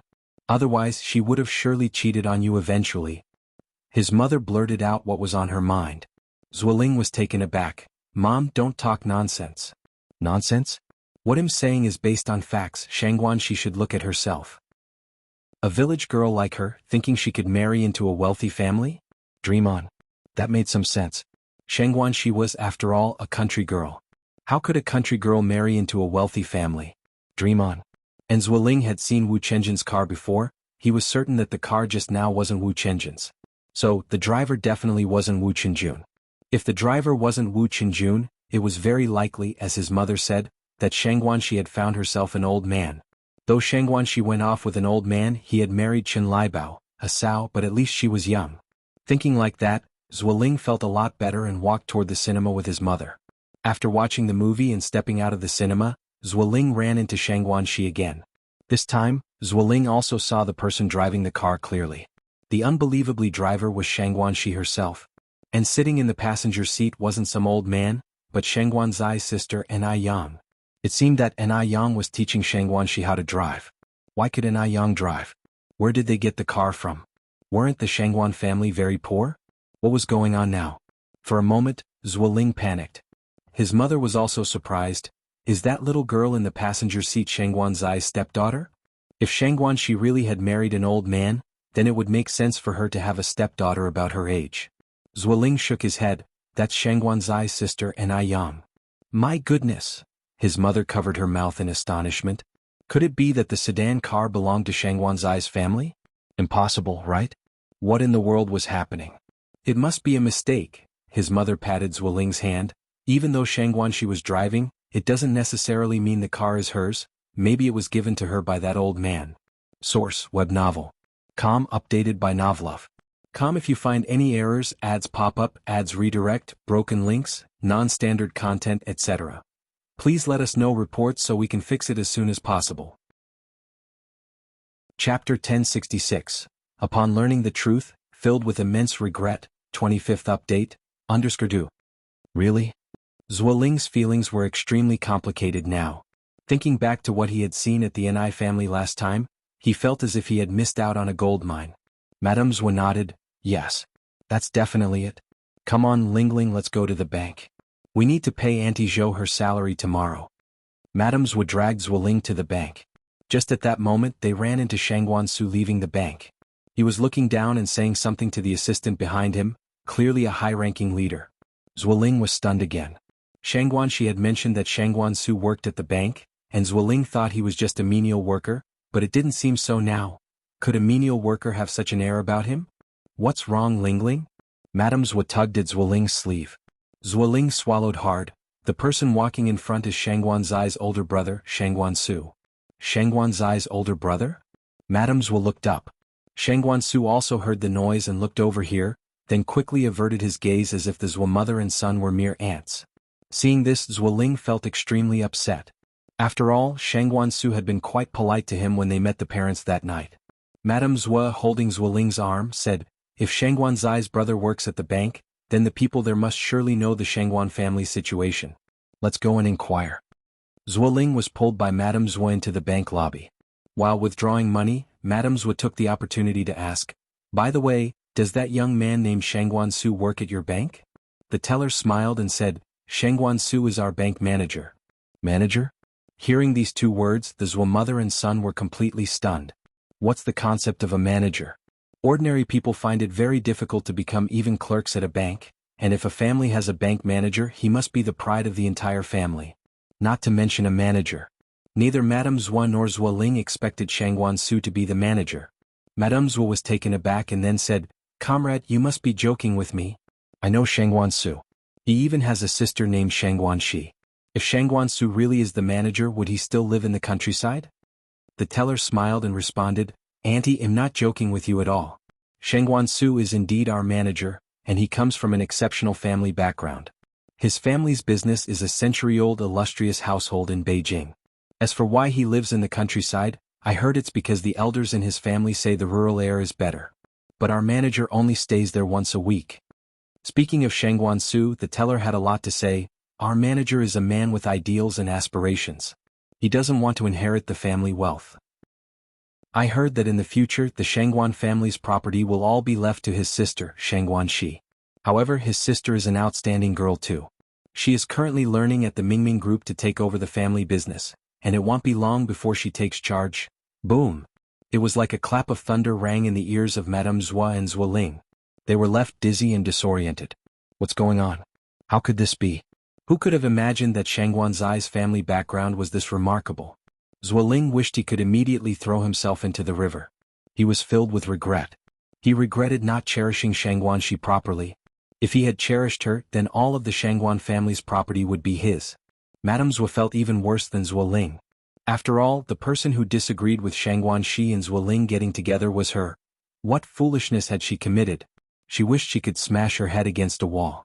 It was truly a case of losing a gold mine and picking up a sesame seed. Mother and son burst into tears on the spot. The teller was startled. What's wrong with you two? Madame Zhou and Zhuo Ling left the bank, bewildered. Zhuo Ling angrily said, "It's all your fault, Mom. If it weren't for your meddling, Shangguanxi and I would be married by now. I'd be the Shangguan family's son-in-law." Shangguanxi had even sneaked out her household registration book, ready to register their marriage with him. Zhuo Ling was full of regret, so much regret. Madame Zhou, crying, said, "Blame me, it's all my fault. Hit me, Lingling. I let you down, I was blind. What good is hitting you? Will that bring Shangguanxi back?" Just then Madame Zhou suddenly stopped crying and looked up at Zhuo Ling. "Lingling, Shangguanxi likes you so much, she couldn't have forgotten about you so quickly. Let's go find her now. You apologize to her, truly apologize. Maybe she'll forgive you.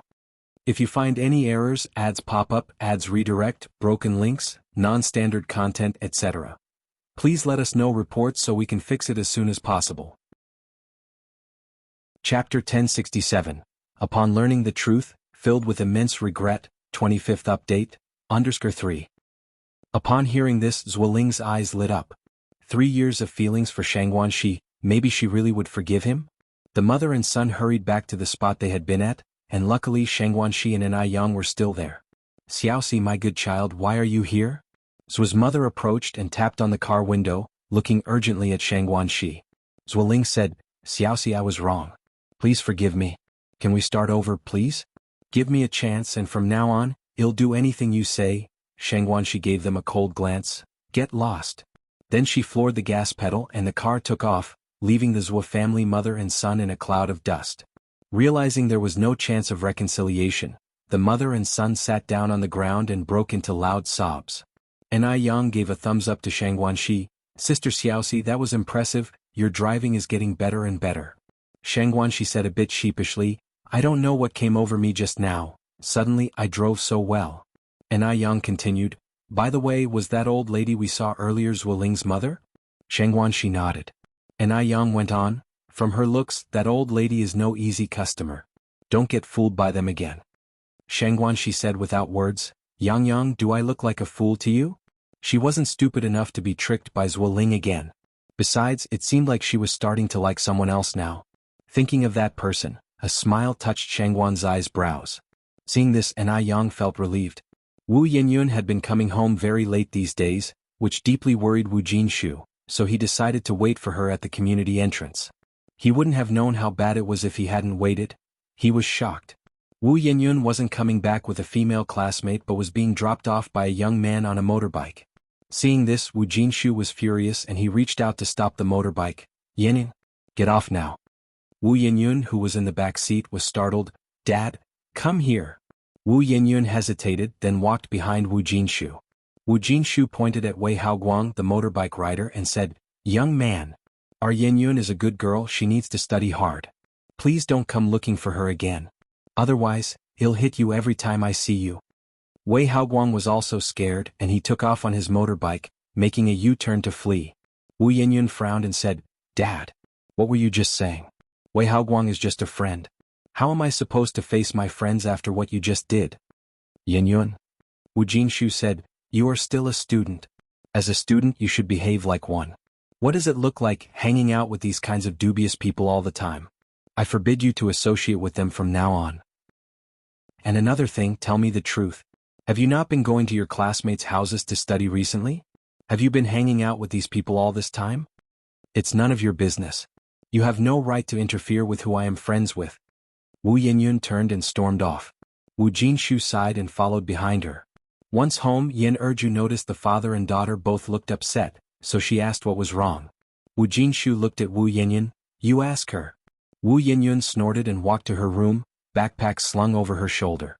Didn't she even have the right to choose her friends now? Wu Jinshu didn't understand Wei Haoguang at all. What right did he have to think so badly of him? Just because she wasn't their biological child, did that mean they could treat her like this? What exactly happened? Since Yen Erju dared not upset Wu Yinyun, she had to keep asking Wu Jinshu. Wu Jinshu repeated what he had just witnessed. Yan Erji's mouth hung open in surprise after hearing this. Wu Jinshu continued, "This child is really too confused. How can she hang out with that kind of person? She's a girl after all.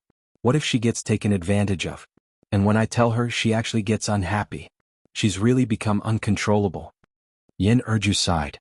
Just then the phone in the house started to ring. Yan Erju walked over to answer it. After recognizing the voice on the other end of the line, Yan Erju said with a smile, "Oh, it's Teacher Zhou. You were saying?" The call lasted for over half an hour. After hanging up, the smile on Yan Erju's face disappeared completely, leaving her face clouded with worry.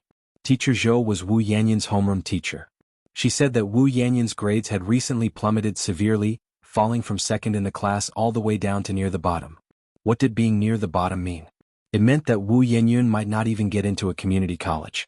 After calming down, the couple earnestly implored Wu Yanyan throughout the evening, but she still came home very late the next day. "Did you go riding motorcycles with that disreputable youth again?" Wu Jinshu asked. Wu Yanyan glared at Wu Jinshu. "He'll say it again. Wei Haoguang is my friend and he is not disreputable." Yan Erju tried to mediate from inside. "Xiaoyan, your dad didn't mean that. He just feels that your current task is to focus on your studies. Once you get into a good university, you can hang out with whoever you want. We won't be interfering then."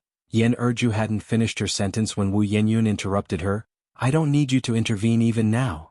The next day Wu Yanyan simply skipped classes. Wu Jinshu, beside himself with anger, abandoned his work and went out to find Wu Yanyan. After searching the entire afternoon, he finally located her. When he arrived at the scene, Wu Jinshu almost went mad with fury. Drinking. Wu Yanyan was actually drinking. Wu Jinshu grabbed a glass of alcohol and splashed it harshly on Wu Yanyan's face. "Come back home with me." "I won't go back." Wu Yanyan glared back at Wu Jinshu. "I'm already of age. You have no right to control my life. Come back with me." Wu Jinshu grabbed Wu Yanyan's wrist in one movement. After much difficulty, they managed to bring Wu Yanyan back home, where she sat crying and making a commotion. Why couldn't she drink? Even Ni Yang had drunk when he graduated from high school last year, so why couldn't she? Everything she did was wrong. She felt like she shouldn't exist in this world at all.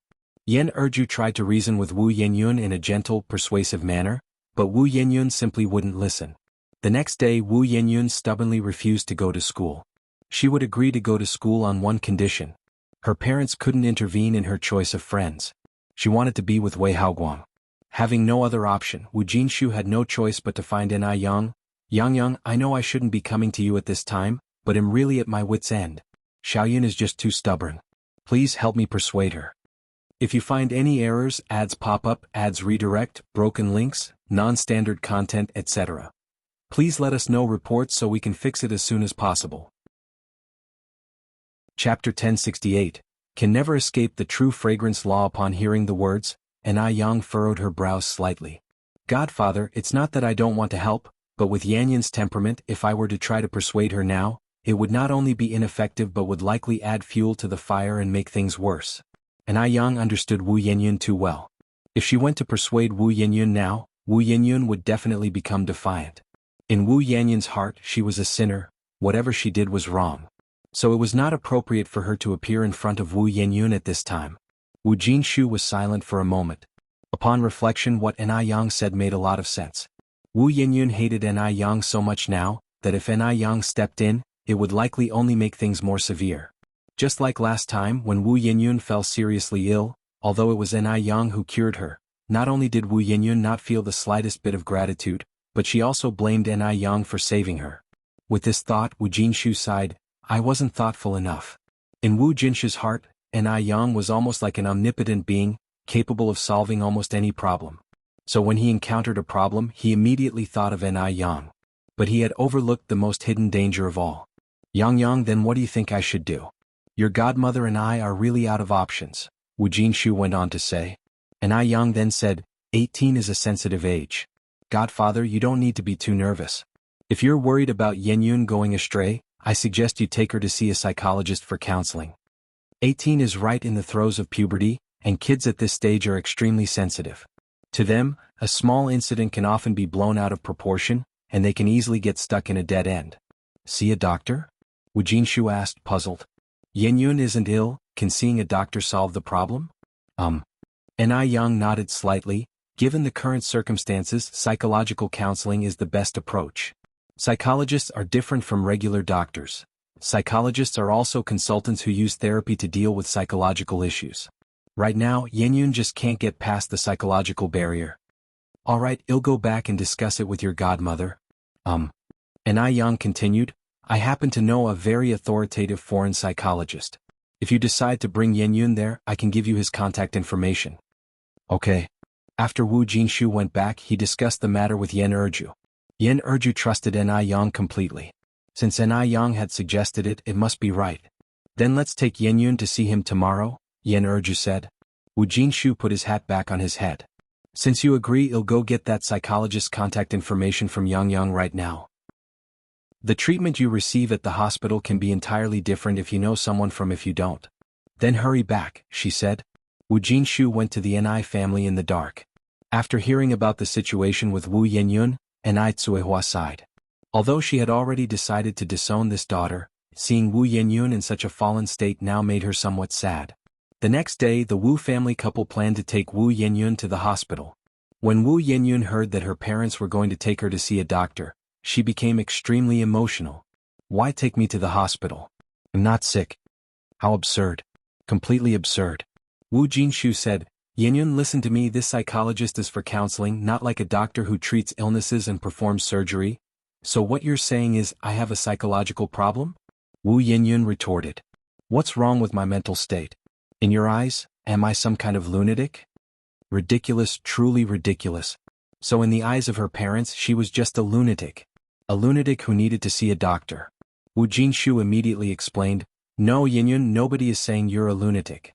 We just think that you need some psychological counseling. Yen Erju also followed up with an explanation. Yenyun, just listen to your mom and dad this one time.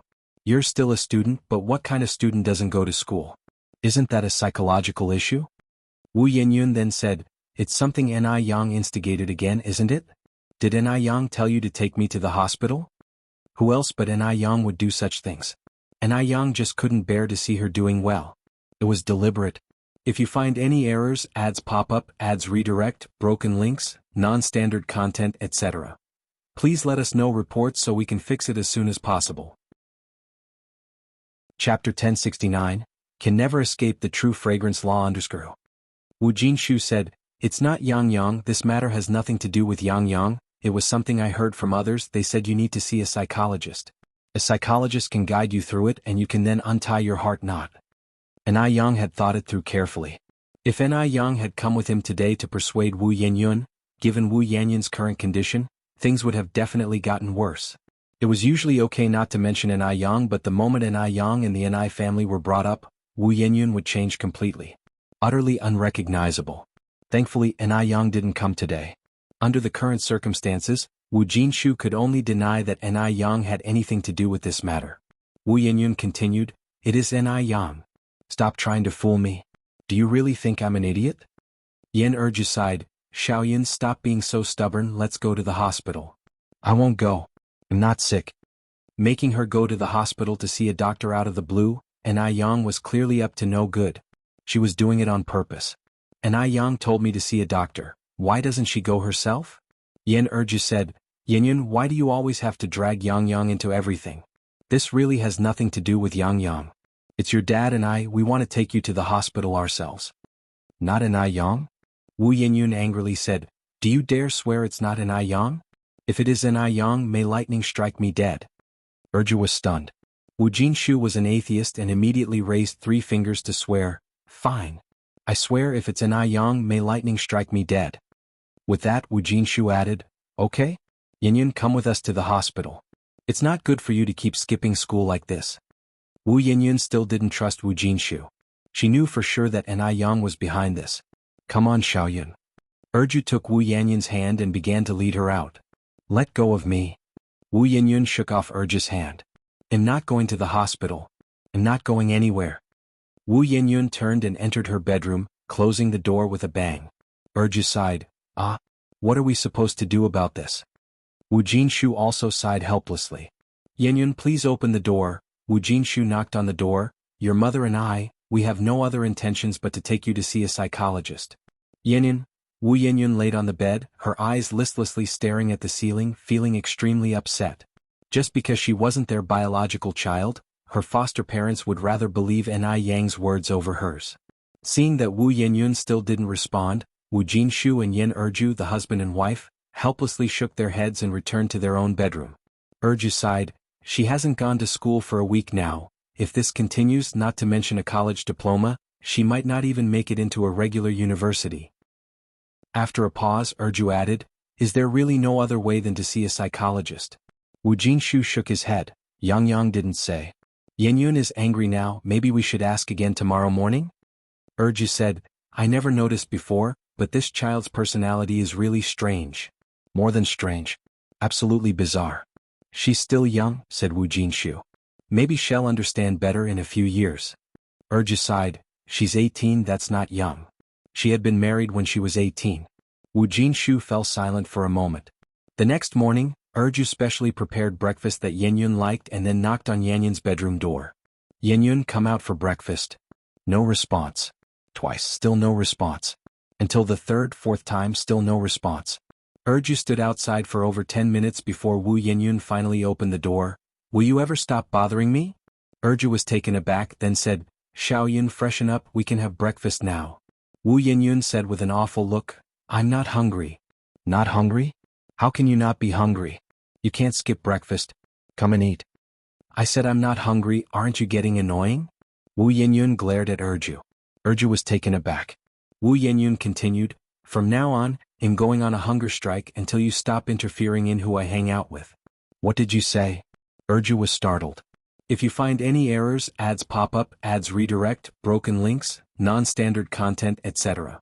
Please let us know reports so we can fix it as soon as possible. Chapter 1070, Can Never Escape the True Fragrance Law Under 3. I'm going on a hunger strike. Wu Yinyun declared emphatically, I'm going to fight you to the very end. After she said that, Wu Yinyun slammed the bedroom door shut with a bang. This time she wasn't just going to fight her parents to the end, she was going to fight Ni Yang to the end as well. She wasn't a puppet on strings, subject to Ni Yang's manipulation. Xiaoyan. Yin Erju anxiously pounded on Wu Yanyun's door. Going on a hunger strike was no joke. What if something serious happened? No, absolutely not. She couldn't let Wu Yenyun go on a hunger strike. But, no matter how hard Yin Erju pounded on the door, there was no response from inside. Since she had declared a hunger strike, she wasn't just talking the talk. With no movement inside, Yin Erju had no choice but to give up. She abandoned her duties at the company and rushed to the construction site to find Wu Jinshu. Hearing that Wu Yenyun had actually gone on a hunger strike, Wu Jinshu was also surprised. She really went on a hunger strike? Do you think I'm joking about something like this? Retorted Yin Erju. Wu Jinshu furrowed his brow, feeling a headache coming on. What do we do now? Yin Erju continued to ask. Wu Jinshu sighed and then said, she's throwing a hunger strike, isn't she? Well, let her go hungry. Ah. Yin Erju was stunned for a moment. Can that really work? This child is too stubborn, she must be corrected. She wants to go on a hunger strike, let her. I refuse to believe that, when she's famished, she won't eat. Wu Jinshu was at his wit's end, having worried over Wu Yenyun a lot recently. Do we really do this? Yin Erju asked, uncertain. Yes, just do it. Wu Jinshu asserted firmly, I want to see just how stubborn she can be. Well, okay then. Wu Jinshu nodded, go back to the company quickly. The company can't run itself. Also, when you're back, lock away all the food at home and collect the money as well. Ah. Yin Erju looked at Wu Jinshu in surprise. Since she wants to starve, let her be thoroughly starved. Wu Jinshu continued, when you go back, tell Wu Dalong and Wu Erlong that they are not to secretly give her anything to eat. Yin Erju still worried, what if she starves herself into serious trouble? Don't worry, a few days without food won't kill someone. When she's hungry, she'll naturally come to us to ask for food. She's a grown-up, not a child. Why she keeps causing such trouble, I don't understand. Yin Erju hesitated, then nodded her head. After returning, Yin Erju did as Wu Jinshu had said, locking away everything edible in the house along with the loose change, and she instructed Wu Dalong and Wu Erlong not to give Wu Yenyun anything to eat. Wu Yenyun lay in bed until evening, and for the entire day except for Yin Erju calling her in the morning, no one asked her to eat. It was as if she had been forgotten. Was it because she wasn't their biological child? Would they just watch her starve to death? Wu Yenyun gazed toward the door, her mouth curling into a mocking smile. Did they think she was making an empty threat? Fine. Then she'd show them she wasn't bluffing. Determination deepened in Wu Yenyun's eyes. The next day, Ni Yang visited the construction site and incidentally, inquired about Wu Yenyun's situation. Wu Jinshu shook his head helplessly. Yenyun absolutely refuses to go to the hospital with us. Now she's even threatening us with a hunger strike. A hunger strike? Ni Yang asked incredulously. Over Wei Haoguang? Wu Jinshu nodded. Ni Yang frowned slightly. Yenyun is persistent. She says she'll go on a hunger strike, she'll do it. Normally, people can only survive 3 to 5 days without food and water. Godfather, you should be careful not to let this get out of hand. I'm aware. The feeling of an empty stomach is very uncomfortable. After a day and a half without food, Wu Yenyun felt weak all over, unable to muster any strength. Even her normally healthy rosy lips had turned paper white and were flaking.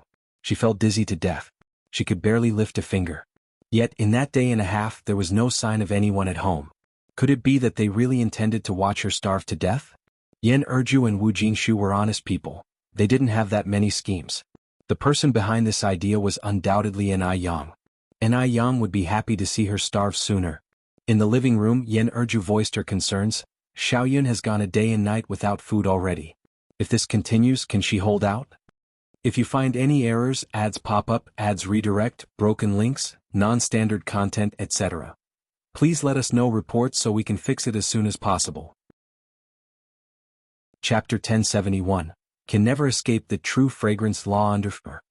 Wu Jinshu was also somewhat apprehensive, but he wanted to change Wu Yanyun's stubborn nature.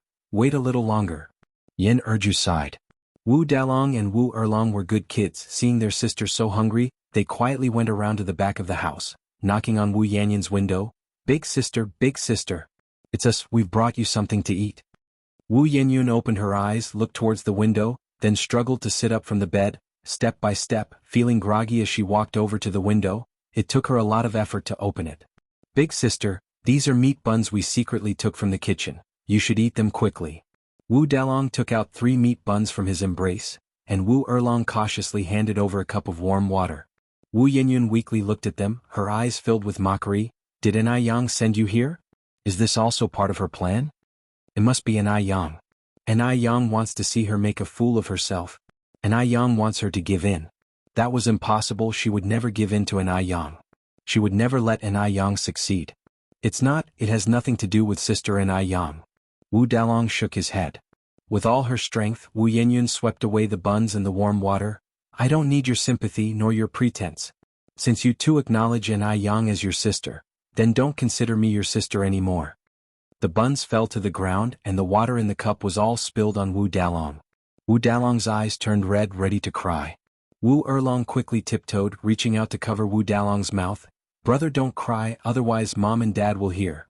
Wu Dalong pursed his lips, holding back tears. Wu Yenyun slowly closed the window, and it took her a lot of effort again to lie down on the bed. In the living room, seeing Wu Dalong's clothes all wet, Yan Erju asked in surprise, Dalong, what happened to you? Why are your clothes wet? Did you fight with other kids again? Boys are very naughty, and Wu Dalong was one of them. He often fought with his peers in the community. Compared to him, Wu Erlong was much more steady. No. Wu Dalong shook his head. Wu Erlong spoke up, brother didn't fight, he got it wet just now while washing his hands. Why weren't you more careful when washing hands? Quickly go back and change out of those wet clothes. Oh. Wu Dalong nodded and walked towards his room. By the 3rd day, Wu Jinshu couldn't sit still anymore. Erju, has Yenyun not eaten anything these past few days? Yan Erju nodded. She hasn't even left her room. Wu Jinshu's heart skipped a beat and he hastily took off his safety helmet. Oh no. I hope nothing bad has happened. The two rushed to Wu Yanyun's door and started knocking. There was no response inside. Because Wu Yenyun had already fainted from hunger. What do we do now? It's not really going to be fatal, is it? Yan Erju was so anxious that she broke out in a sweat. Don't scare yourself. Wu Jinshu tried to calm himself down. The door was locked from the inside and if Wu Yenyun didn't open it, they couldn't open it from outside. Wu Jinshu knocked on the door. Yenyun, open the door quickly. Dad promises you. Dad promises that he won't interfere with who you make friends with from now on. Will you please open the door? Yen Erju was so anxious she was in a complete mess, her eyes reddening. This wouldn't do. Wu Jinshu turned to Yen Erju. Go fetch the axe from the house. What are you going to do?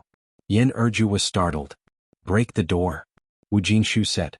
Yen Erju breathed a sigh of relief. All right. They'll go now. Soon the axe was brought over and Wu Jinshu smashed the lock open with a few strokes. Yen Erju rushed in. Xiaoyun. Wu Yenyun was lying unconscious on the bed. Call 120. Quickly dial 120.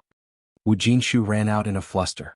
The ambulance arrived quickly, and luckily Wu Yenyun didn't have any serious problems. After receiving the nutrient solution, she regained consciousness. Xiaoyun, why are you so stubborn? Yen Erju sobbed. Looking around the room, Wu Yenyun was first startled, then asked, Where am I? This is the hospital. Yen Erju replied. Wu Yenyun thought for a moment, then stopped talking. At this moment, Wu Jinshu came in with a food container from outside. Yen Erju took the food container with both hands. Yenyun, you must be hungry, right? Have some porridge to start with. Your dad especially went out to buy this for you. If you find any errors, ads pop up, ads redirect, broken links, non-standard content, etc., please let us know reports so we can fix it as soon as possible. Chapter 1072. Can never escape the true fragrance law under. Wu Yenyun turned her head away without saying a word. Wu Jinshu sighed. I agree with you. He continued, From now on your mom and I won't interfere with your social life. You can hang out with whomever you want. Drink your porridge, get better, and then go to school. Really? Wu Yenyun's eyes lit up. Wu Jinshu nodded. Really? After saying that, Wu Jinshu added, This is your choice. If there's any disadvantage due to this matter, don't blame us, your parents, for not warning you. At this point they could only let go, hoping that Wu Yenyun wouldn't do something to regret. Wu Yenyun nodded. Dad, don't worry, I understand. It's good as long as you are aware. Yen Erju scooped a spoonful of porridge to Wu Yenyun's mouth. Eat up. Wu Yenyun then opened her mouth and ate the porridge. Days went by and soon it was the day the factory was completed. To celebrate and to seek good fortune, Ni Yang bought a lot of firecrackers and fireworks, and also set up more than 50 tables in a banquet in the village.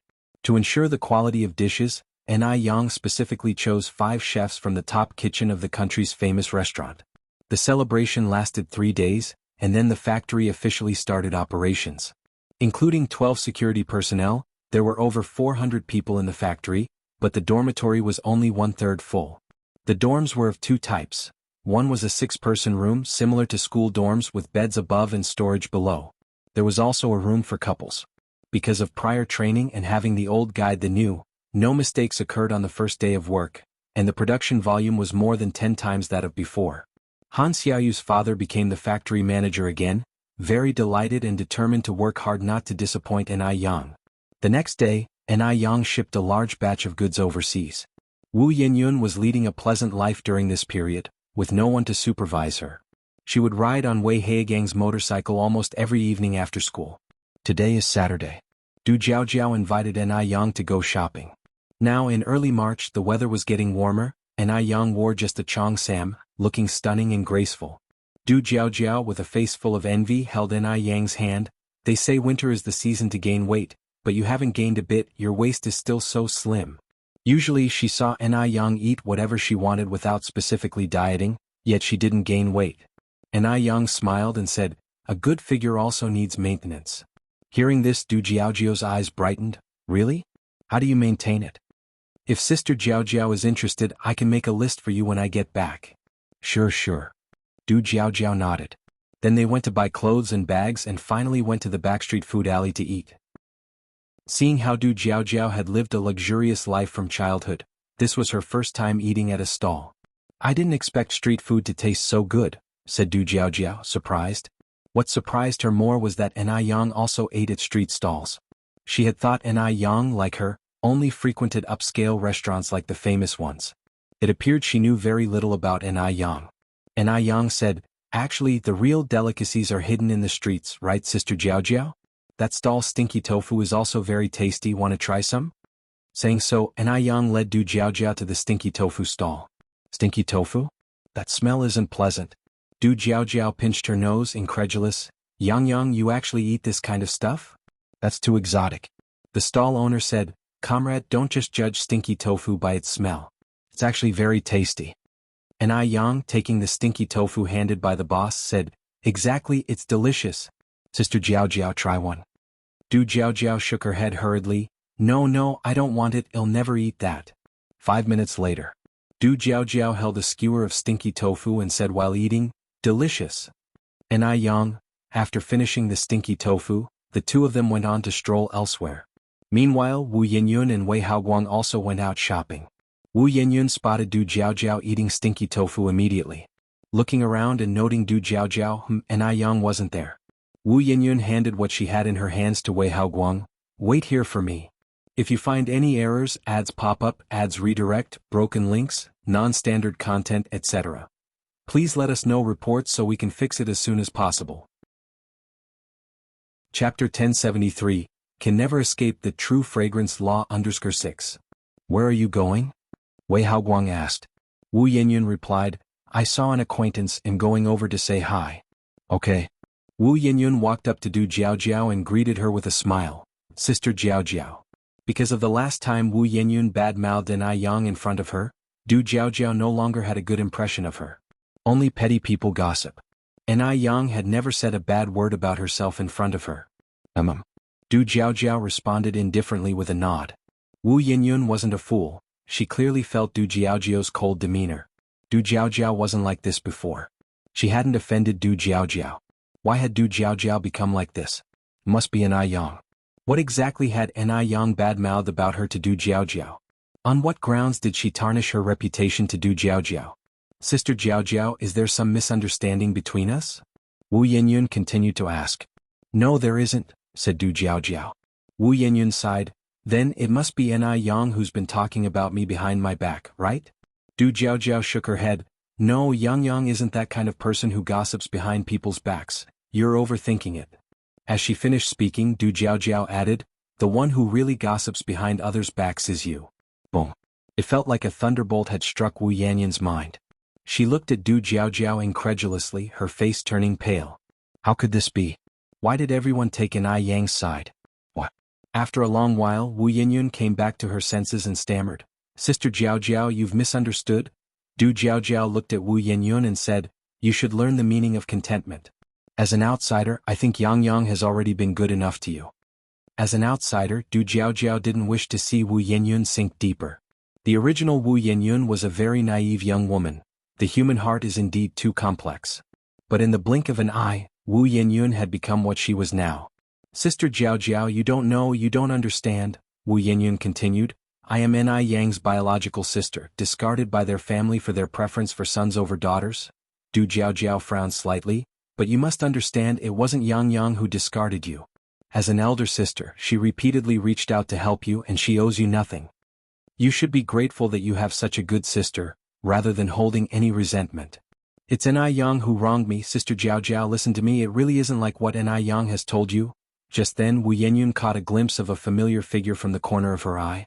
It was Yang. Yang was walking in this direction. Could it be that Yang had been here all along? Was she eavesdropping on her conversation with Du Jiao Jiao? That's just too sneaky, eavesdropping around the corner. Sorry Sister Jiao Jiao, I have other things to attend to, I will explain to you in detail some other time. I must go. With that, Wu Yinyun turned and left. Watching Wu Yinyun's retreating back, Du Jiao Jiao sighed helplessly. Was that person just now Yinyun? In fact, Yang was not eavesdropping. She held no interest in doing such a thing. She had gone to the restroom and was just returning. Du Jiao Jiao nodded. I think that girl is beyond saving. Yang understood what Du Jiao Jiao meant and laughed. Let her be. Du Jiao Jiao looked at Yang. Aren't you even a bit curious about what Wu Yinyun said to me? Yang replied indifferently. I don't want to know. After all, she no longer had any expectations for Wu Yinyun. Seeing that Yang really didn't want to know anything, Du Jiao Jiao didn't say anything more. Right, where's Duo? Wasn't he following right behind you just now? Du Jiao Jiao suddenly realized Duo was gone. Yang said, he's probably flown off to play somewhere. Don't worry about him. Duo is a bird that's quite the handful, always flying off everywhere, and he likes to flirt around outside. Yang has gotten used to it. On this end, Wei Haoguang said in surprise, Yinyun, this bird is yours? It can even talk. Wu Yinyun shook her head. It's not mine, it belongs to a, she paused before continuing, friend. Oh, Wei Haoguang nodded.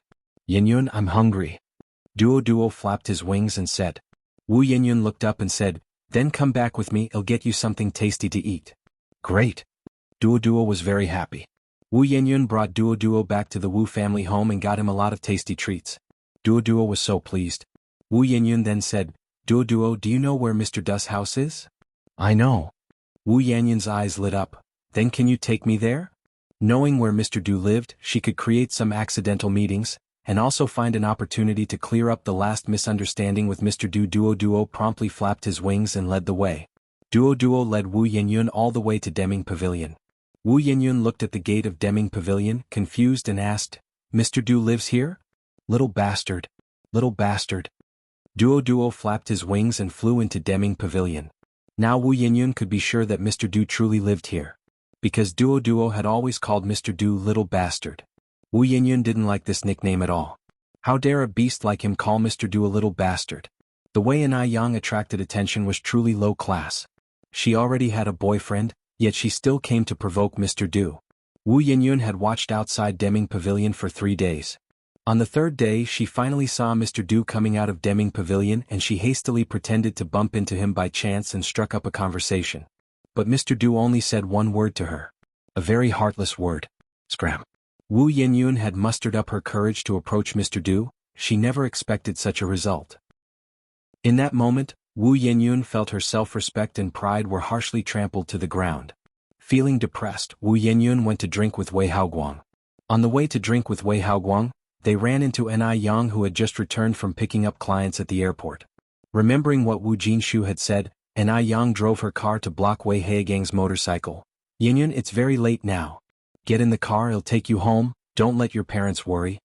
Wu Yinyun directly shook off Anai Yang's hand. Scram. What are you? I don't need some random Tom, Dick or Harry meddling in my business.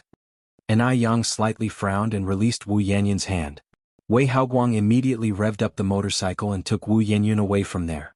Anai Yang drove her car to a phone booth by the roadside and made a call to Wu Jinshu.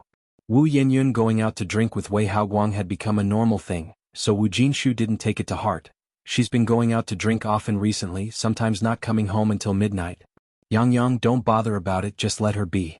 The more you intervene, the more she'll resent you. After informing Wu Jinshu, Anai Yang had fulfilled her responsibility. All she needed to do was have a clear conscience. After hanging up the call, she stopped minding the matter.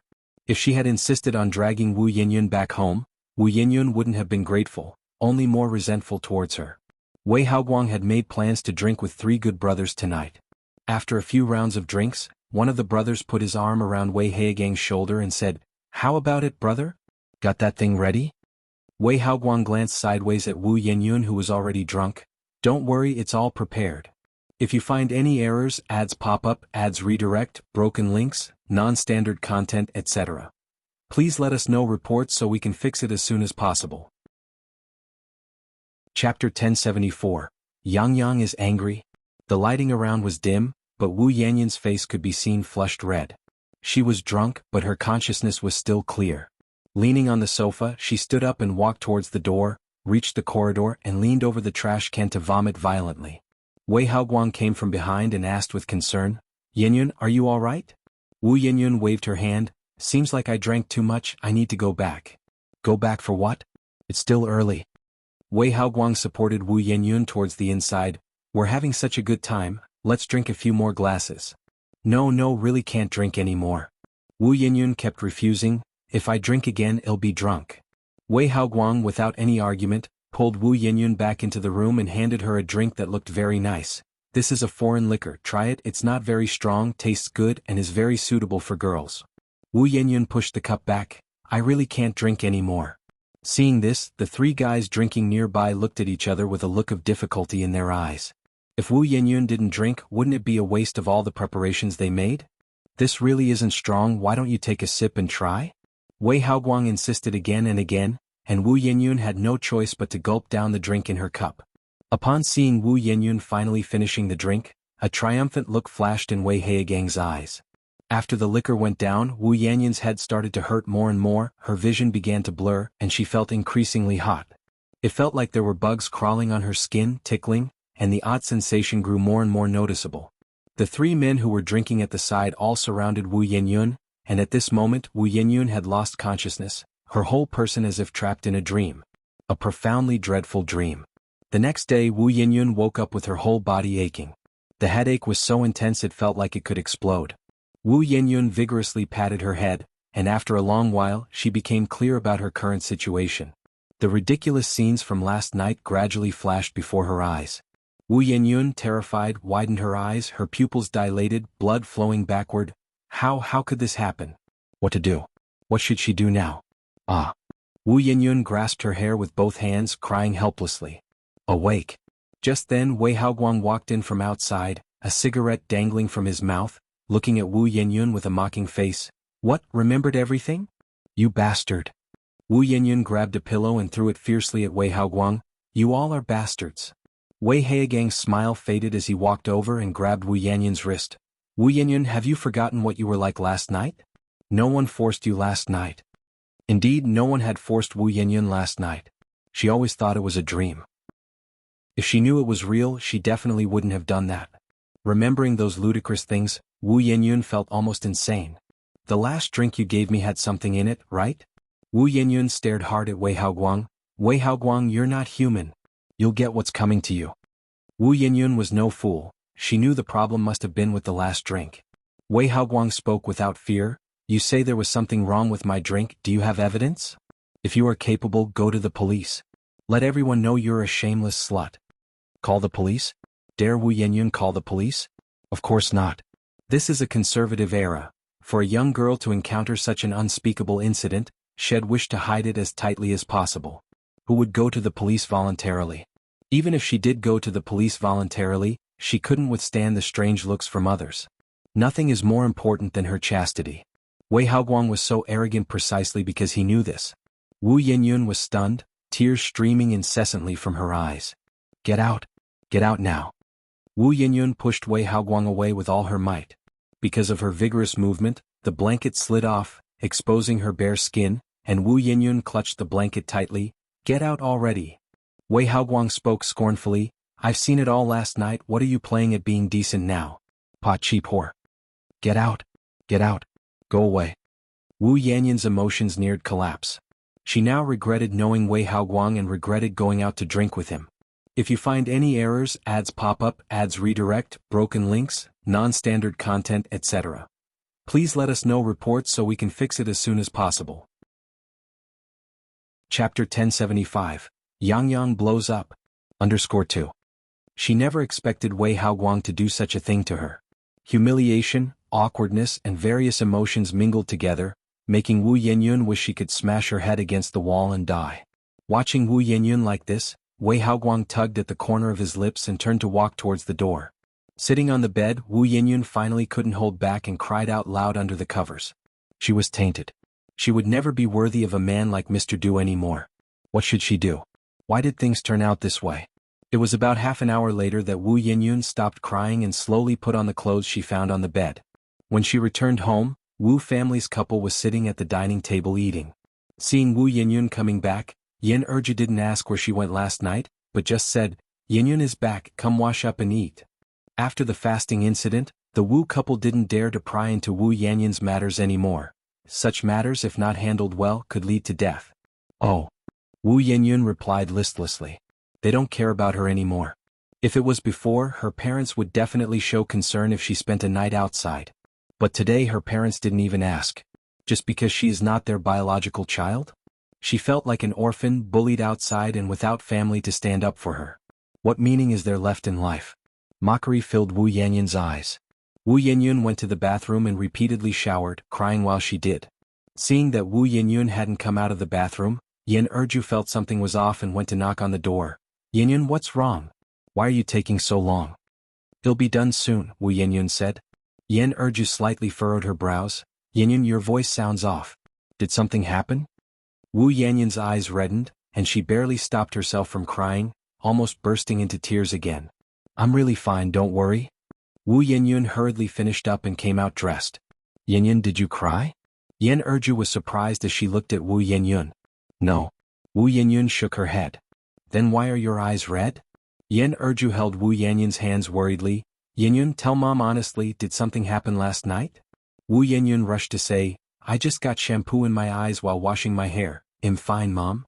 Are you really okay? Yan Erju asked. Really? Wu Yanyun nodded her head. She must never let Yan Erju and Wu Jinshu find out about this. If they knew, they would surely tell Anai Yang. Anai Yang would definitely mock her. She didn't want Anai Yang to see her as a joke. No one should see her as a joke. No one at all. Wu Yenyun clenched her fists tightly. Afraid to say too much in case Wu Yenyun would get angry again, Yan Erju sighed, if there's anything you must tell mom and dad. Okay. Wu Yenyun nodded, then said, Mom, I'm tired, I'm going back to my room to sleep for a while. I'll bring the food to your room then. Okay. All day long, Wu Yenyun lay on the bed, staring blankly at the ceiling, looping the scene from last night in her mind, feeling like she was about to explode. The next day, Anai Yang had to make a trip to M Country, so she got up early. As it happened, Mo Chishan was also headed to M Country, so the two left together. After flying for over 8 hours, they finally reached M Country. Upon arriving, Anai Yang stayed in Mo Chishan's castle for 2 days before going to find Annie and Emily.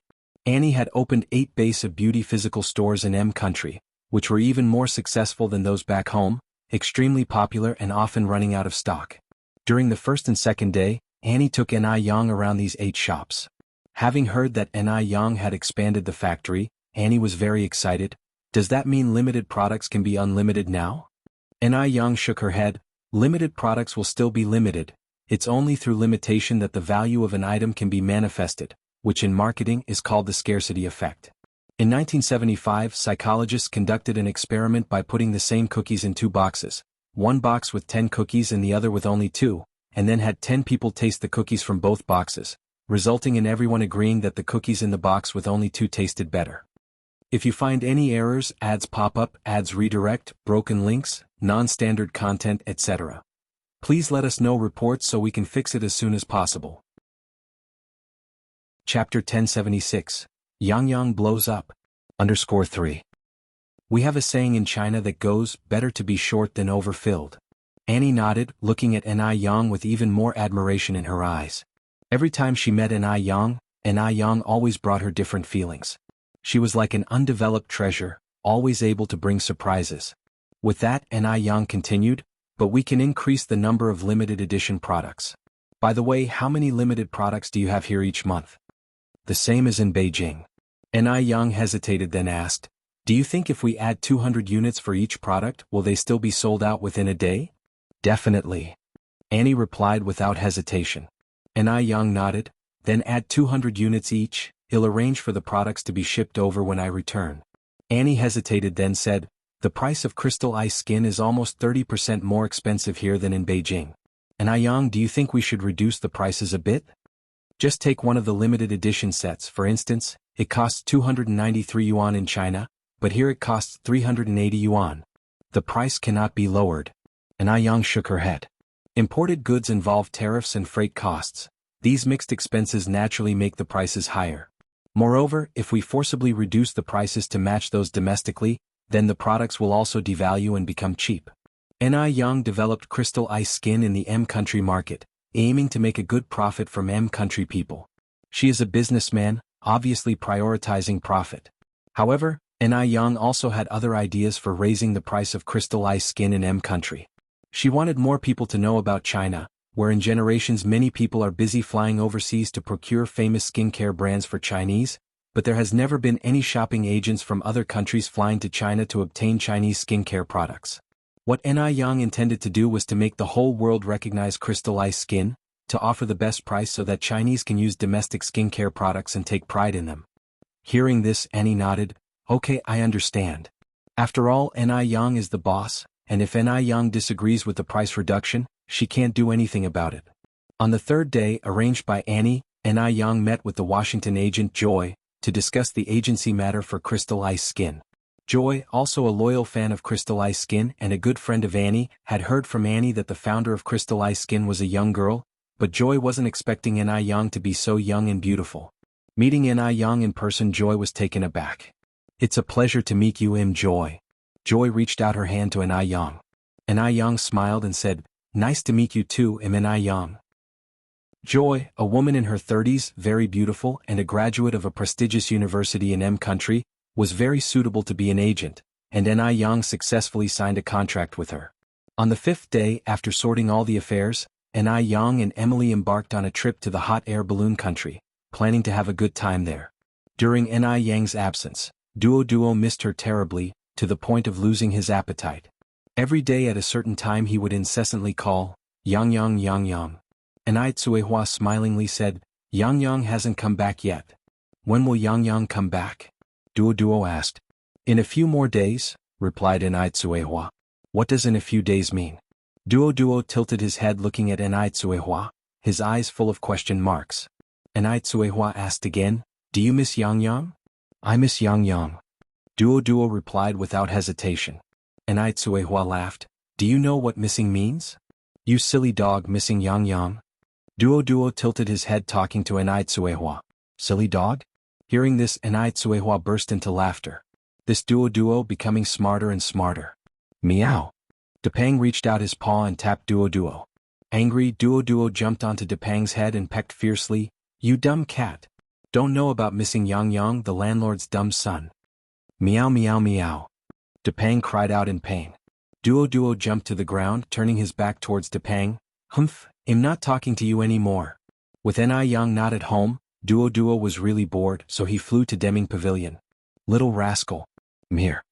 If you find any errors, ads pop up, ads redirect, broken links, non-standard content, etc., please let us know reports so we can fix it as soon as possible.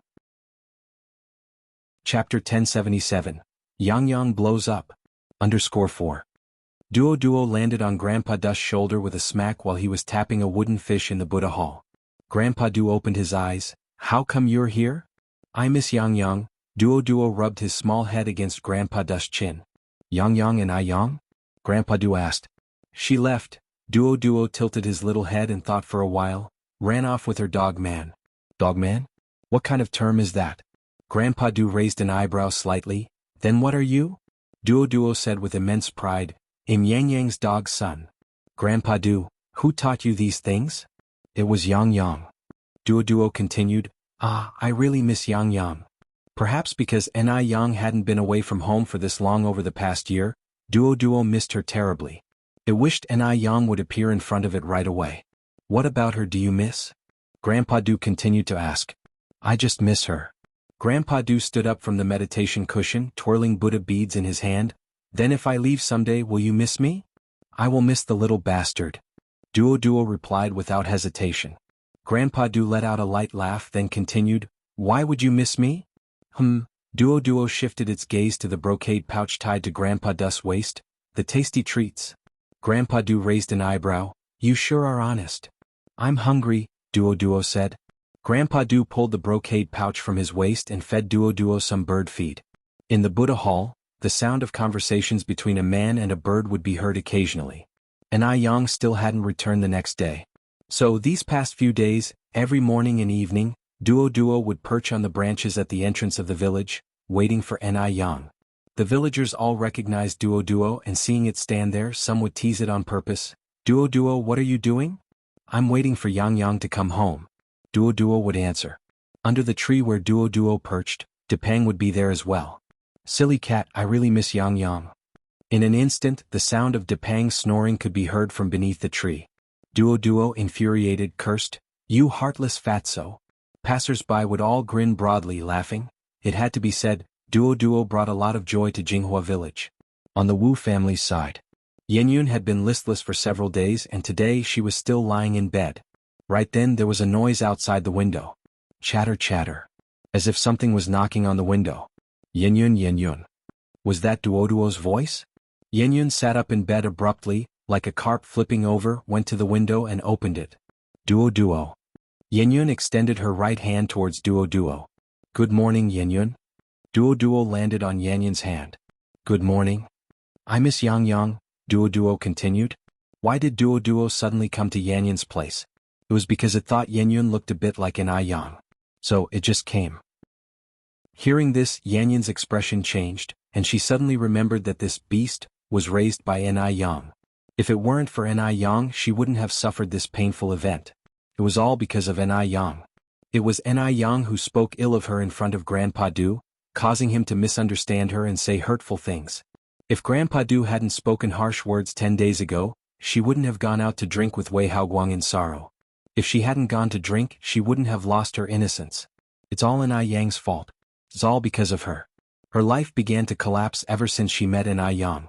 Not just Ni Yang, she feared even this beast had spoken quite a few bad words about her. Perhaps this beast was even set up by Ni Yang to come here. Duo landed on Yanyan's shoulder. Yanyan, I'm hungry, so hungry. You wait a moment, Yanyan said, I'll get you some food. Great. Upon hearing about food, Duo's tiny eyes lit up. Yanyan took out a handful of bird feed from the drawer and presented it before Duo. Just as Duo was pecking at the bird feed with its small head lowered, Yanyan suddenly reached out and grabbed Duo. Her grip was so strong it caused Duo great pain. Duo sensed something was wrong and immediately struggled. Yang. Help. Murder. Yang. Duo had been taken in by Ni Yang when its feathers hadn't fully grown, so subconsciously, Ni Yang was its protector. In times of danger, the first one Duo thought of was Ni Yang. Shut up. A fierce light suddenly appeared in Yanyan's eyes. The next morning around 8, Ni Yang returned from M country. Meow. As soon as she arrived home, Depang enthusiastically greeted her.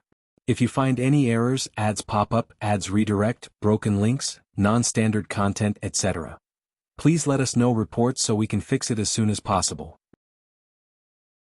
Chapter 1078, Yang gets angry, _5. Ni Yang reached out and patted Depang's head. Depang, why are you alone? Where's your brother? Ni Tsuehua replied with a smile. Yang, didn't you see Duo on the tree branch at the entrance of the village when you arrived? These days, it has been calling for you several times every day, waiting on the branch for you morning and evening. No, I haven't, Ni Yang shook her head. Not seen? That was a bit odd. Ni Tsuehua frowned slightly. Could it be that you didn't notice? Ni Yang said, even if I didn't notice, Duo should have seen me. Now, Ni Tsuehua felt something was off. It seems I haven't seen Duo since last night, and with that she called into the house. Mom, did you see Duo last night? Old Lady Shangguan came out of the room and after thinking said, I didn't see it. I remember when I locked the door last night, the bird's nest was still empty. The weather was still a bit chilly, so Ni Yang had built a warm little nest for Duo indoors. Since Duo often stayed out overnight, Old Lady Shangguan didn't pay much attention to it at the time. Suddenly, Ni Yang had a bad feeling in her heart and quickly set down her bags. I'll go out and look for it. Ni Tsuehua said, it's not the first time Duo didn't come home at night. Must be fine, Yang, don't worry. You just got off the plane, have something to eat first. Ni Yang shook her head. No. I can't eat until I find Duo. Having spent 2 years with Duo, from chick to fully feathered adult, Ni Yang had come to see Duo as a member of the family. With that, Ni Yang hurried out the door. She went to Demingshan first. Besides liking to mingle with other birds outside, Duo also liked to fly into Old Du's house. Old Du was surprised to see Ni Yang. Ni Yang? When did you get back? Ni Yang was also surprised. How do you know I haven't been home lately? It was Duo that told me.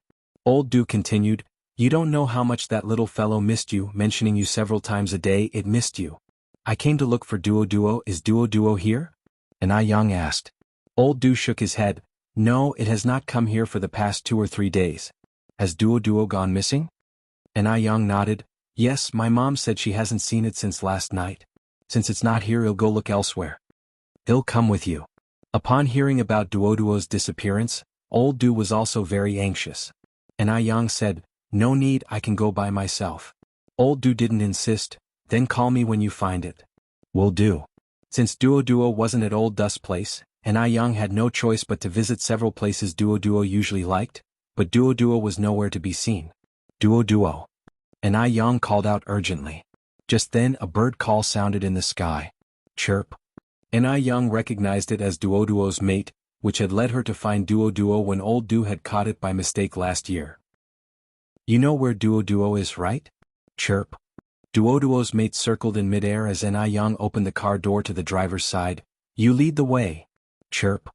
The more Ni Yang followed, the more familiar the route seemed. Wasn't this the way to the Wu family's place? Could it be that Duo went looking for Wu Yinyun? The thought that Duo might have gone looking for Wu Yinyun relaxed Yang. She knew how smart Duo was. It definitely wouldn't have been caught by bad people. Wu Yinyun had visited the Ni family many times, and her relationship with Duo was quite good, so it made sense for Duo to look for Wu Yinyun. Sure enough, the black myna bird landed and stopped in front of the Wu family's apartment building. Yang knocked on the door. The person who opened the door was Yen Erju. Seeing Yang, Yen Erju was surprised. Yang, what brings you here? Yang got straight to the point. Godmother, has Duo come to your place? No, I haven't seen Duo come here. Yen Erju shook her head. Chirp, chirp, chirp. The black myna bird flew circles in the living room and then flew towards the door of Wu Yanyun's room. Yen Erju was also puzzled. Could Duo be in Zioyun's room? Godmother, is Yenyun home? Yang asked. She went to school, Yen Erju replied. Yang continued, can I go in and take a look? If you find any errors, ads pop up, ads redirect, broken links, non-standard content, etc. Please let us know reports so we can fix it as soon as possible. Chapter 1079 Yang blows up. _6. After all, this was Wu Yanyun's room. Before entering, permission from Yen Erju was definitely needed. Of course you can. Yen Erju nodded. Upon hearing this, Yang immediately walked to the door and pushed open Wu Yanyun's bedroom. Wu Yanyun's room was tidy, but Duo was nowhere to be seen. Yang called out several times for Duo, but there was no response. Chirp, chirp. Duo's friend was also very anxious. Could it be that Duo is not here? Yang frowned slightly, and at that moment her ears perked up. She heard an extremely faint sound like claws scratching the floor. This sound came from under the bed. Yang hurriedly lay down and looked under the bed. There were some books and empty shoe boxes under the bed. At first glance there seemed to be nothing, but Yang was certain that there was something behind these items. Yen Erju couldn't hear these subtle sounds and looked at Yang with a puzzled face. Could Duo still be hiding under the bed? While Yen Erju was puzzled, Yang suddenly pulled out a square metal cage from under the bed. The cage was covered in bloodstains, and in its center lay a small black bird. This was Duo. Yen Erju went pale. What had happened? Duo? Yen Erju's voice trembled as Yang spoke. With trembling fingertips, Yang opened the cage. Duo's beak was tightly bound with thin wire, and its body, claws and head were covered in scabbed wounds. Duo? Tears dripped onto the back of her hand, and Yang didn't even know how she managed to untie the thin wire from Duo's beak.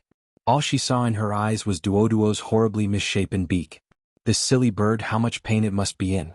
Duo used to be so afraid of pain. Duo, in back, look at me. Didn't you say you missed me? Duo lay in Yang's palm, and upon hearing her voice, strained to open its eyes.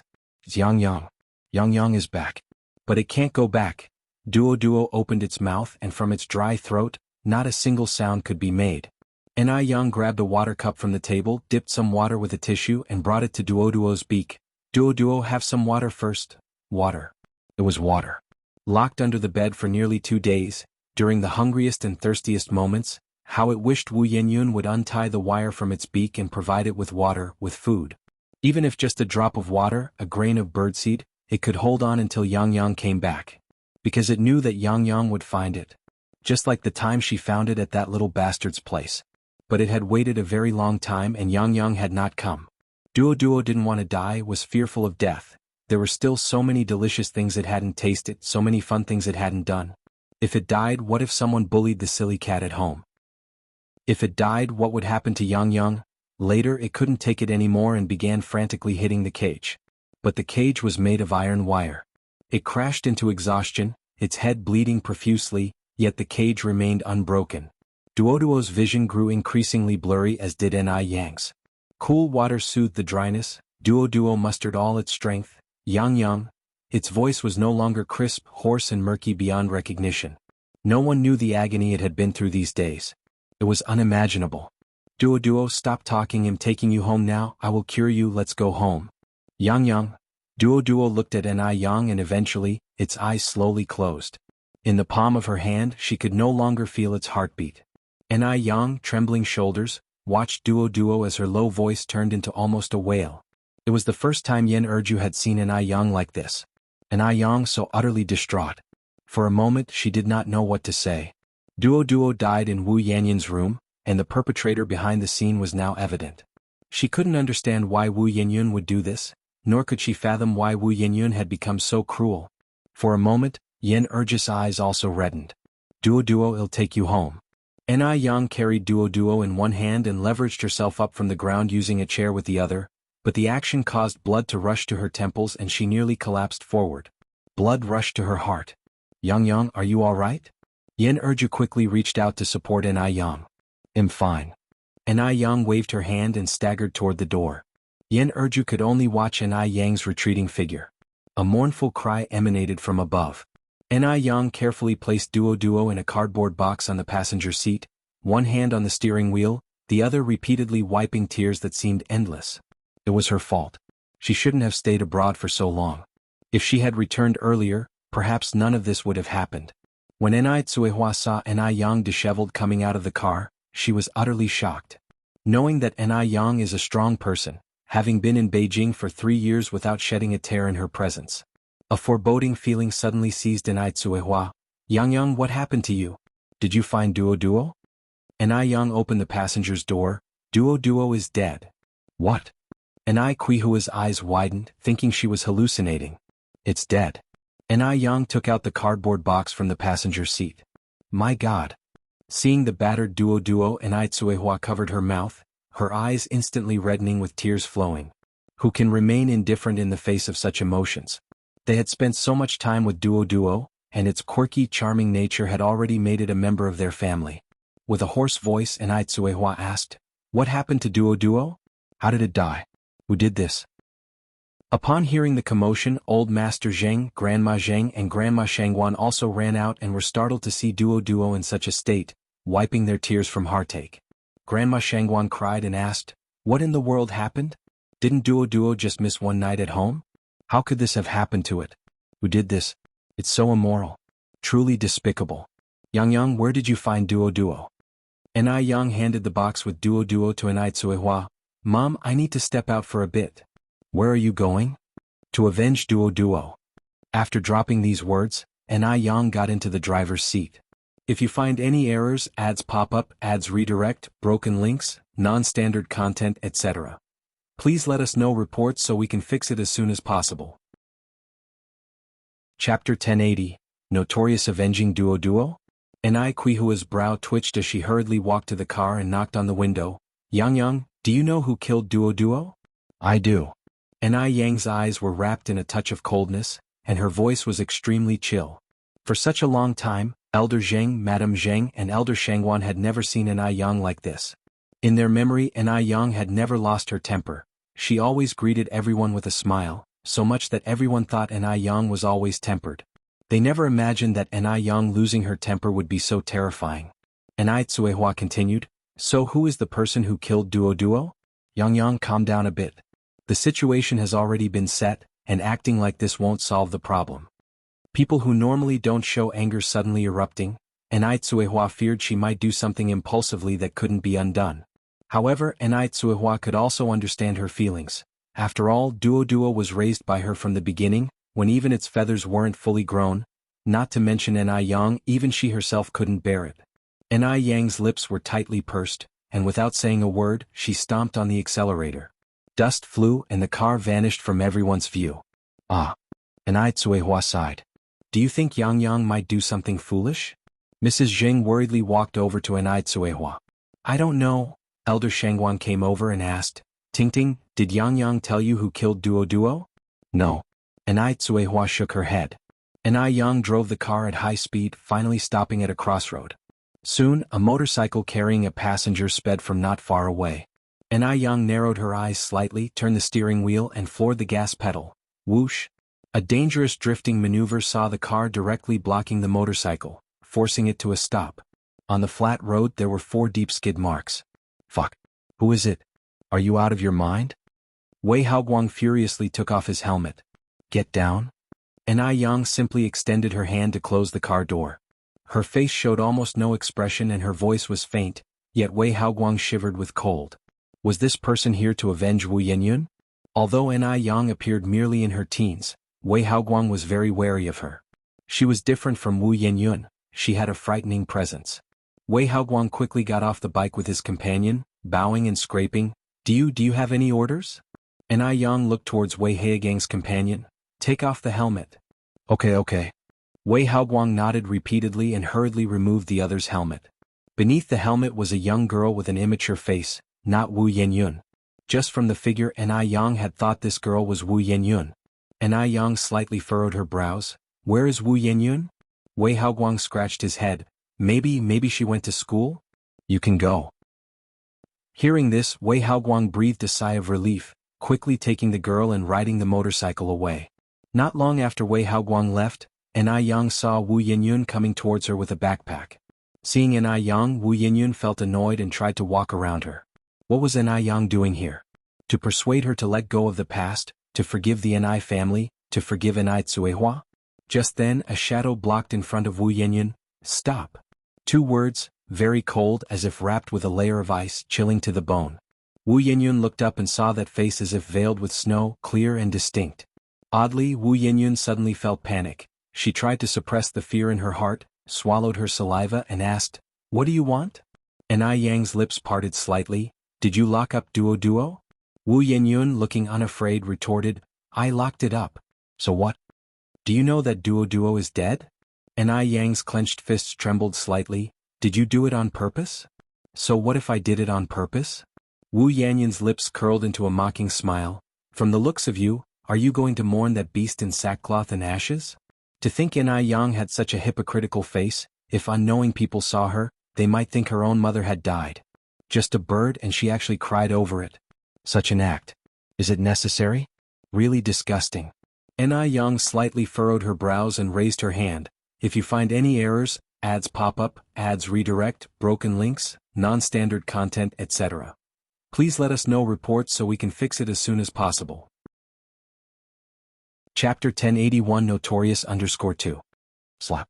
A loud slap landed on Wu Yanyun's left cheek. Wu Yanyun's face was struck violently, her mouth corner oozing a trace of blood, her ears buzzing. She covered her left cheek, looking at Anai Yang incredulously. You hit me. Anai Yang, you actually hit me over a beast. Could it be that in Anai Yang's heart, her own younger sister is worse than a beast? That's laughably absurd. What bond of flesh and blood, what thicker than water? All lies. All of it is fake. Anai Yang extended her hand and grabbed Wu Yanyun's chin, looking down at her. Duo is just a bird, how did it ever offend you? Why must you antagonize it? So Anai Yang also knew that Duo was just a bird? Ha! She's actually humiliating her own sister over a bird. Wu Yanyun's eyes were full of mockery. It deserved to die. That beast should have died long ago. It's good that it's dead. You think you're so mighty, Anai Yang? If you're so mighty, why couldn't you save that beast? Do you know how miserably it died? By the end, Wu Yenyun even started laughing. Anai Yang, don't think I don't know what you've been secretly doing. You used that beast to speak ill of me in front of others. You used that beast to spy on me. That beast is just as disgusting as you are. I wish I could tear that beast into pieces, but that would be too quick a death for it. I'd rather torture it slowly, letting it die in endless agony. Why should she be the only one to suffer this pain?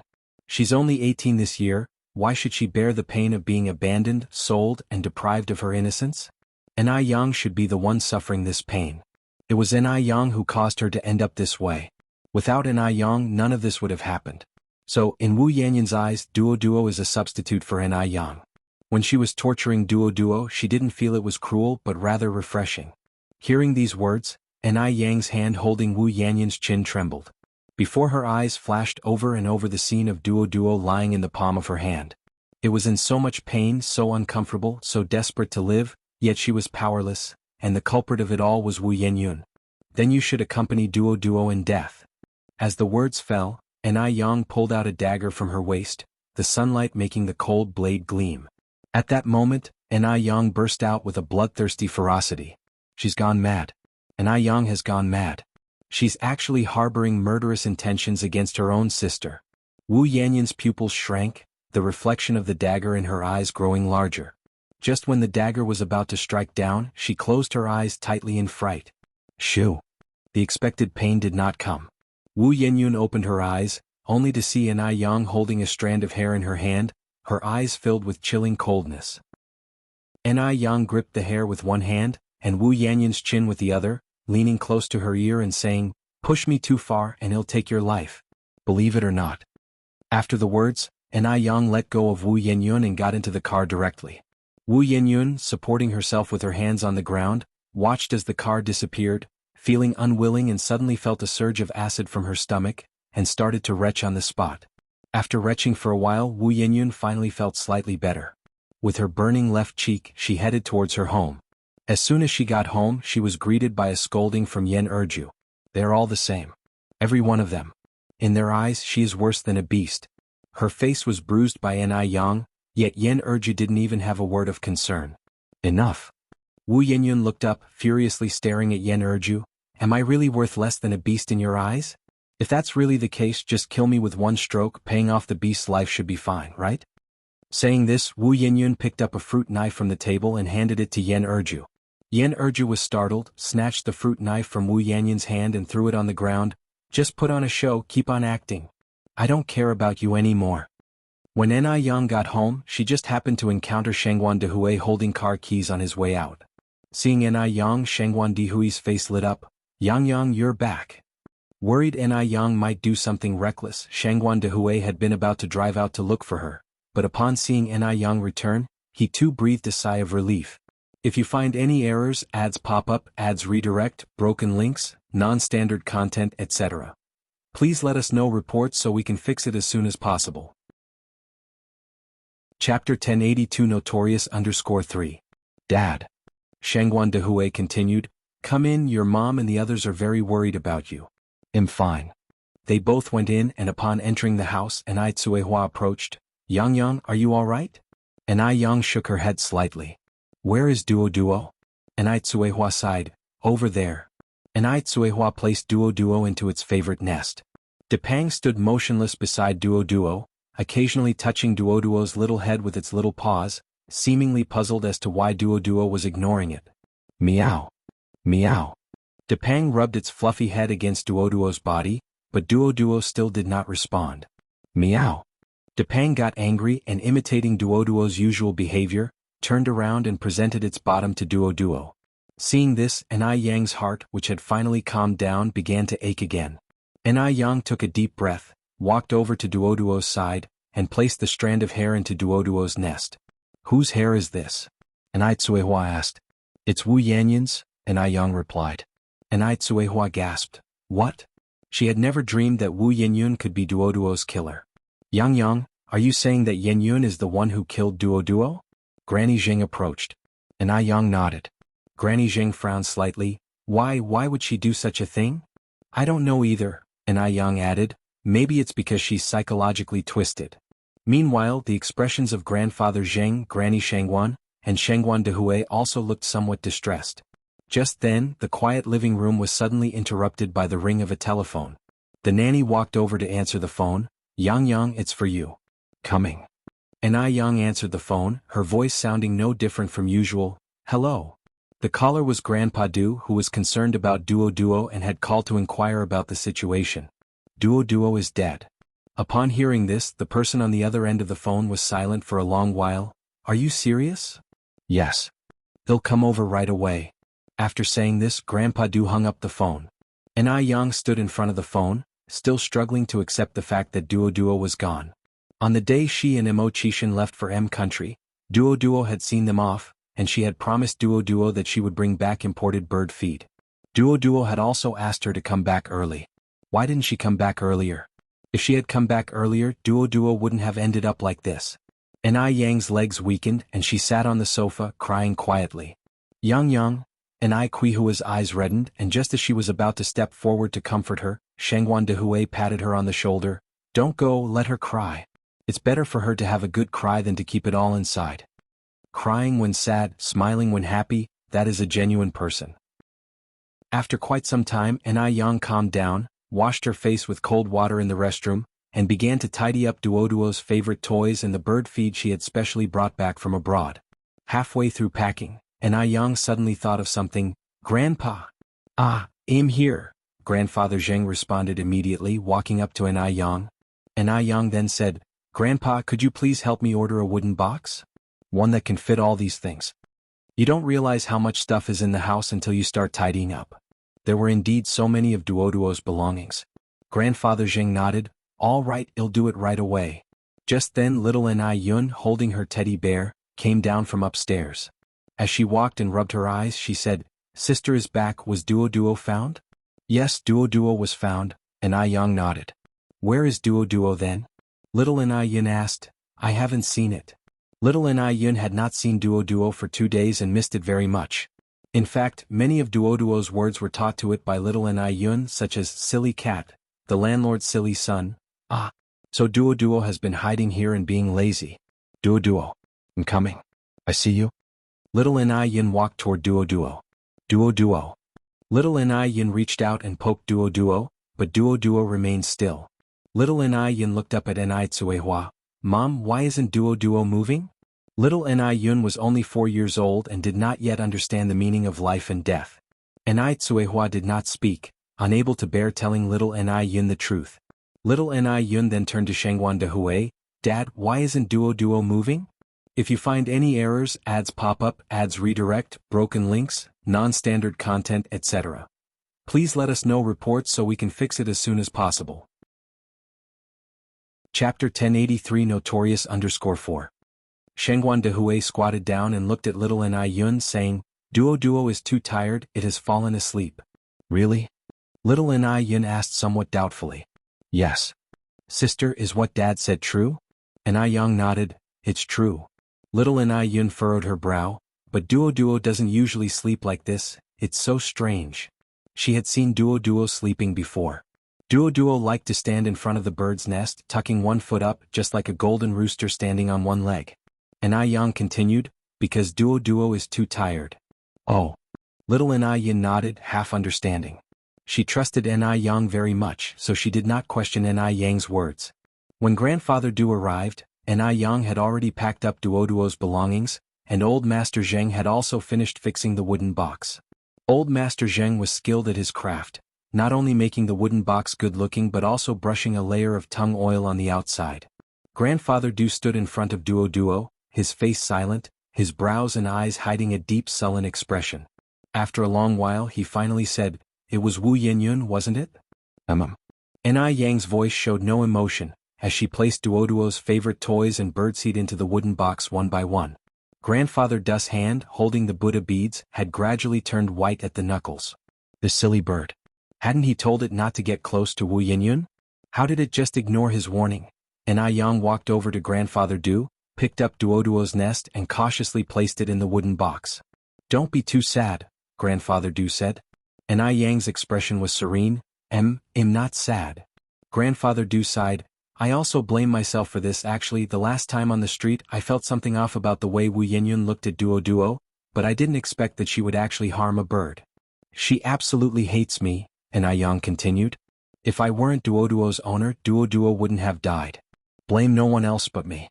If I had come back a day earlier, Duoduo wouldn't have died. Don't think like that.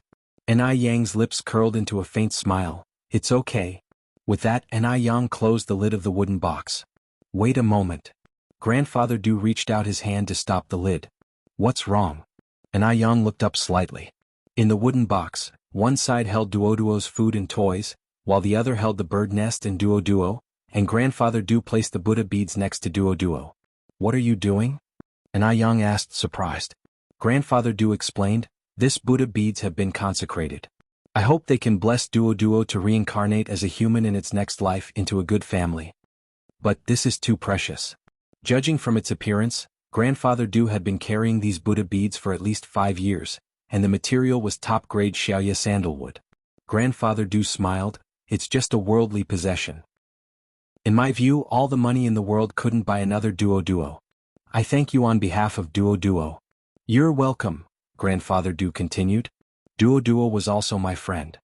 From the scorching summer to the cold winter, Duoduo had been with him for such a long time, calling it a friend was not an overstatement. Nai Yang continued, I want to bury Duoduo on the back mountain, will you come? Yes, Grandfather Du nodded. Armed with a hoe, Grandfather Du followed Nai Yang to the back mountain. The two were silent along the way. Ni Yang dug a large pit, placed the wooden box inside, and was about to cover it with soil when a strange noise suddenly came from the sky. Then a shadow covered them. Ni Yang looked up and saw the sky filled with dense myna birds. Chirp, chirp, chirp. A series of mournful cries arose from the sky. Ni Yang looked up at these myna birds and shouted, "Thank you." Grandfather Du's expression was also somewhat shocked. He had never seen so many myna birds gathered together. It was quite a sight. This scene lasted for about 3 minutes and then the birds flew away. After covering the soil, Ni Yang also collected some stones to surround the grave, and planted a small sapling next to it. That day was like a dream.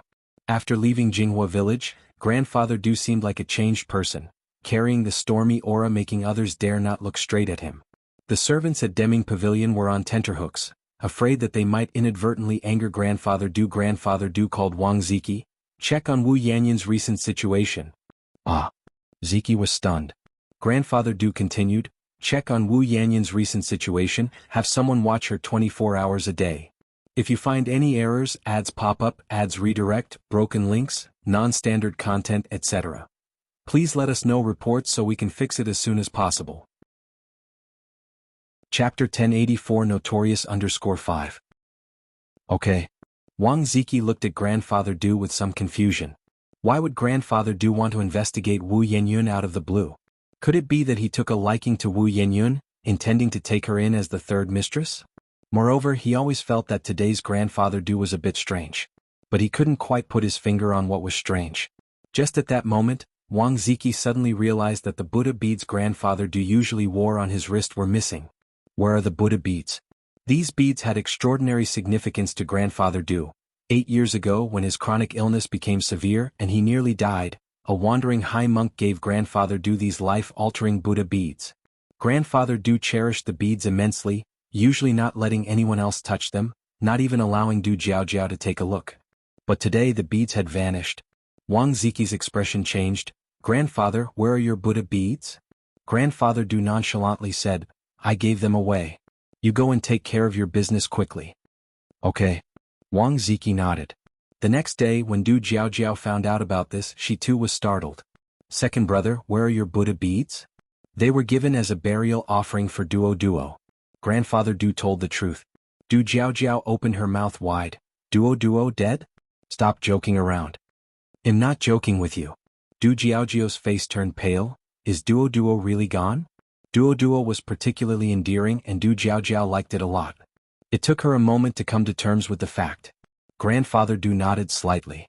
How did it die?" "Because of Wu Yanyan." Du Jiao incredulously said, "You mean Yang Yang's sister?" "Yes." "Oh my gosh!" Du Jiao exclaimed, "Why would she do such a thing? Jealousy makes one ugly." Du Jiao sighed incessantly, "That's too scary. Too scary." After Duo was gone, Depang, carrying Duo's other nest, waited at the door every day for its return. Meow meow meow. Depang sounded pitiful and anxious. Why hasn't Duo come back? Could it be that it found Depang too foolish? Zhao Shuiwei walked to the Ni family's courtyard. "Depang, let's go home." Depang stepped on Duo's nest with its paw. Zhao Shui's eyes reddened, sighing helplessly. Previously, when Duo was still around, the two of them would often quarrel, but to her surprise, since Duo's departure, Depang had become like this. Gradually, Depang stopped eating and began wasting away, becoming more melancholic each day. Ni Yang and Zhao Shuiwei were extremely anxious. Suddenly one day Depang disappeared. Ni Yang and Zhao Shuiwei searched for a long time but couldn't find Depang. After Depang left, Zhao Shuiwei no longer had the heart to keep another cat, for she knew Depang would return one day. The Mingxian. Wang Ziki was reporting Wu Yanyan's recent situation to Grandfather Du. Grandfather Du, based on Dr. Liu's speculation and according to our investigation, Wu Yanyan is likely pregnant. Wang Ziki had originally thought Grandfather Du took a liking to Wu Yanyan, but now it seems that was not the case. However, this is also good. He also felt that Wu Yanyan was not worthy of Grandfather Du. Pregnant? Grandfather Du narrowed his eyes. "Are you sure?" Wang Ziki nodded. "That's what Dr. Liu said." Dr. Liu had exceptional medical skills. If he said so, there was certainly 80 to 100% certainty. "Then get Xiaohu over here." Okay. In a short while Wang Ziki brought Xiaohu in. Xiaohu waited in Grandfather Dust's room for a long time. When he came out, Wang Ziki curiously asked, "Xiaohu, what did Grandfather Du say to you?" Xiaohu scratched his head. "Grandfather Du asked me to arrange a free health check for all high schools in Beijing." Health check. Wang Ziki was stunned. What was Grandfather Du thinking? Xiaohu continued, "Brother Wang, what do you think we're trying to do?" Although Grandfather Du usually practiced Buddhism, he had never done any charitable deeds, and was even somewhat stingy. This time, unexpectedly showing such great benevolence, he was to provide all high schools in Beijing with a free health check. There were over 290 high schools big and small in Beijing. How much manpower and financial resources would this health check consume? Had Grandfather Du gone mad? Xiaohu always felt this matter was somewhat surreal. "Brother Wang, pinch me to see if I'm dreaming?" Wang Ziki knocked Ziya's head hard. "You're not dreaming." Actually, Wang Ziki himself was also puzzled. The words fell and Xiaohu added, "The old man said this matter must be kept secret. Brother Wang, you must never tell anyone. If you find any errors, ads pop up, ads redirect, broken links, non-standard content, etc. Please let us know reports so we can fix it as soon as possible." Chapter 1085 Notorious_6. Rest assured, Wang Ziki nodded. Isn't this just doing a good deed? Why keep it a secret? The next day, Xiaohu started preparing for the matter. The implementation began the third day. Wu Yanyan's high school received the news of the medical examination, so the teacher decided to free up the afternoon classes and took everyone for a checkup.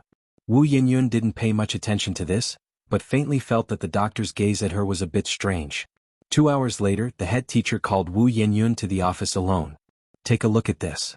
The head teacher's face looked awful as he handed the medical report to Wu Yanyun. Wu Yanyun frowned slightly. "Teacher, did the checkup reveal that I have a serious illness? Otherwise, why would the head teacher's face look so terrible? You are pregnant." The head teacher glanced at Wu Yanyun. Actually, at first, the head teacher liked Wu Yanyun very much because she was smart, sensible, and had very good academic results, often coming first, but gradually Wu Yanyun changed. Her grades slipped, she was distracted in class, and she often skipped school. Recently, she finally restrained herself a bit and her grades started to improve, but now she has caused such a scandal. A high school student, not studying hard and hanging out with miscreants all day, what does that look like? Now she's even pregnant. It's truly disappointing. Upon hearing this, Wu Yanyun's face turned pale in an instant. She looked at the head teacher in disbelief. What are you saying?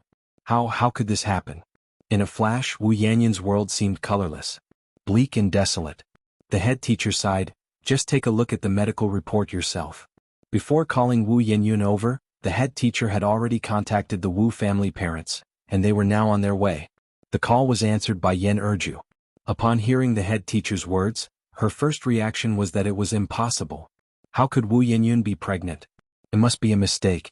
Soon, the parents arrived at the school office and had a discussion with the head teacher. "With Wu Yanyun in this condition, I suggest she should take a break from school for a while. You can't come to school with a big belly."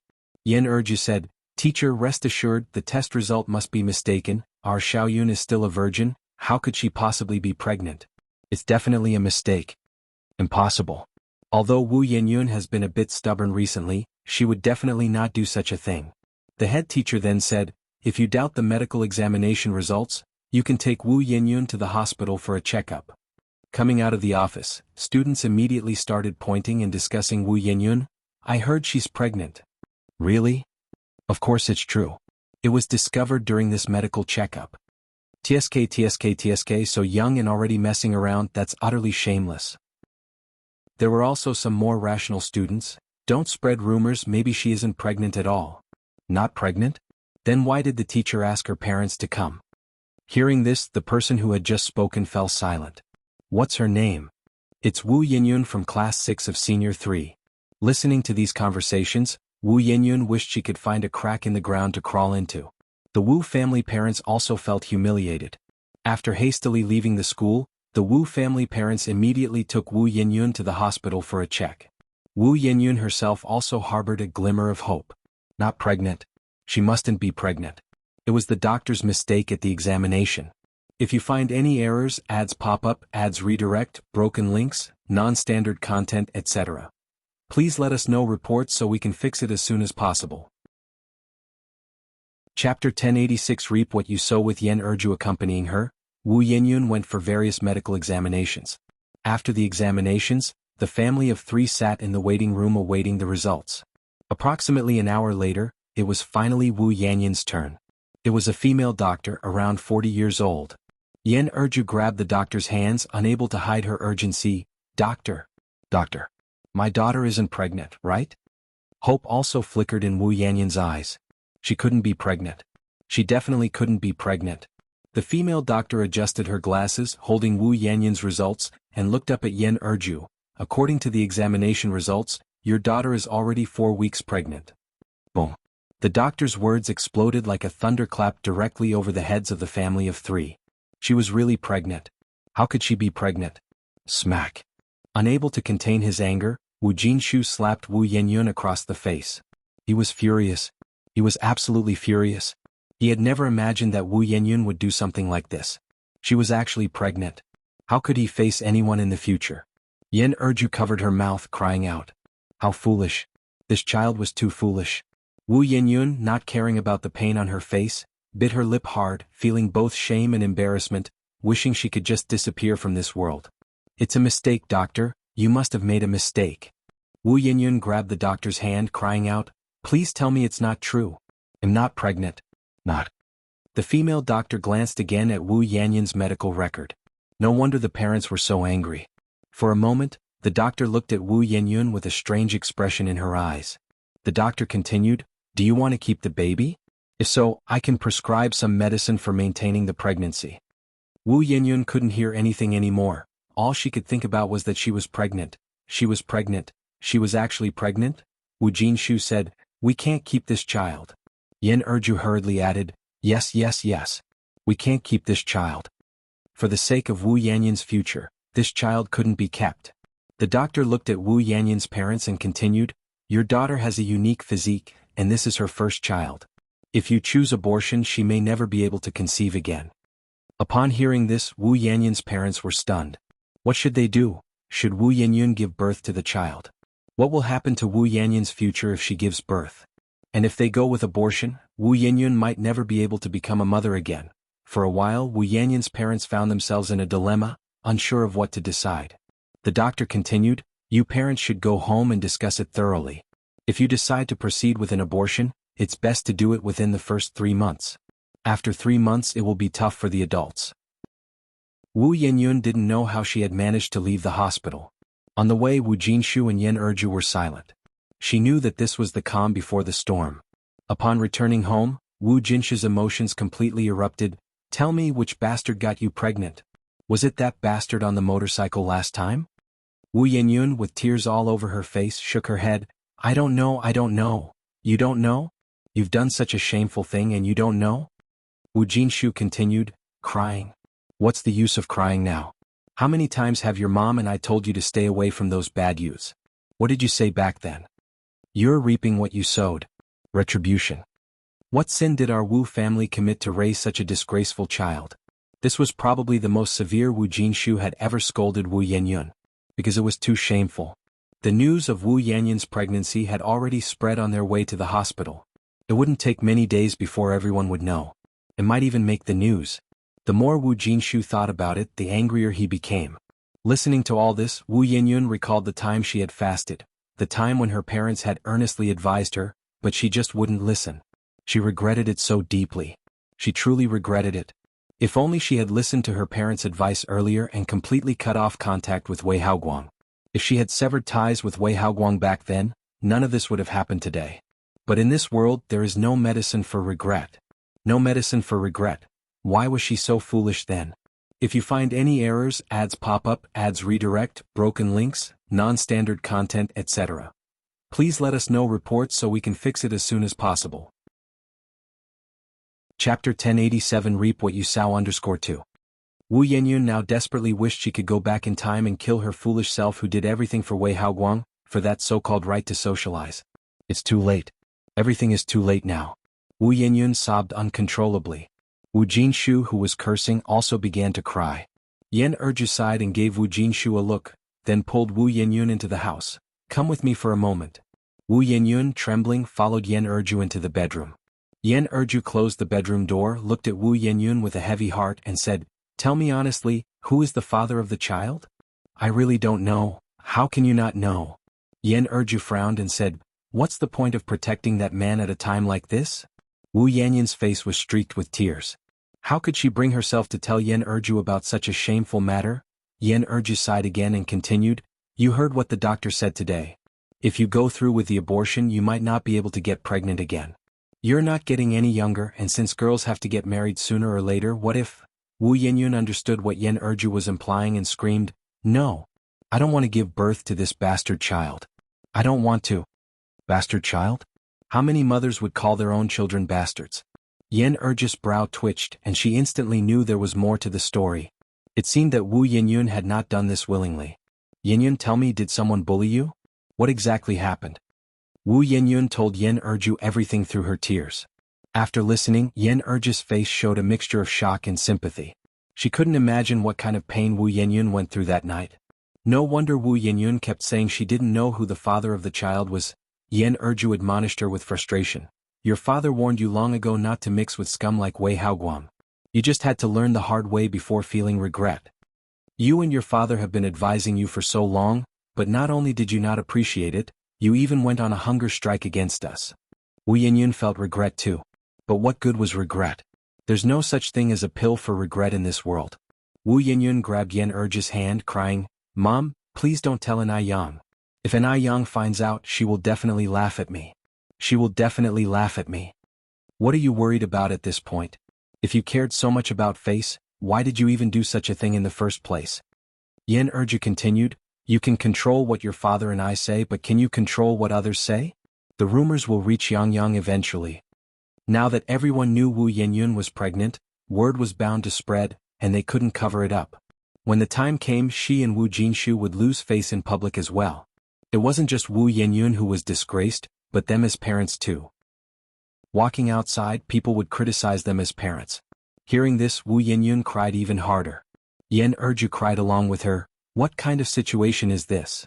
They had hoped that Wu Yenyun would marry the father of the child and then have the baby, thinking that the couple could make do with each other for a lifetime. But it looked like that plan was no longer viable. Yan Erju then said, Yenyun, why don't we go to the police? We can't just watch that bastard get away with this. No. Wu Yenyun quickly shook her head, we can't go to the police. We can't. She already felt too ashamed to face people as it was, but if they went to the police, how would she have the face to see anyone then? We can't go to the police. Absolutely not. Mom, if you go to the police, I won't be able to live anymore. Yan Erju was stunned. Then what are we supposed to do? The child can't be without a father after being born. No, insisted Wu Yenyun, I don't want to give birth to it. I don't want to. Yan Erju sighed, but if you terminate the pregnancy, you might never have children again. Now Wu Yenyun had nothing more to say. She felt life was so unfair.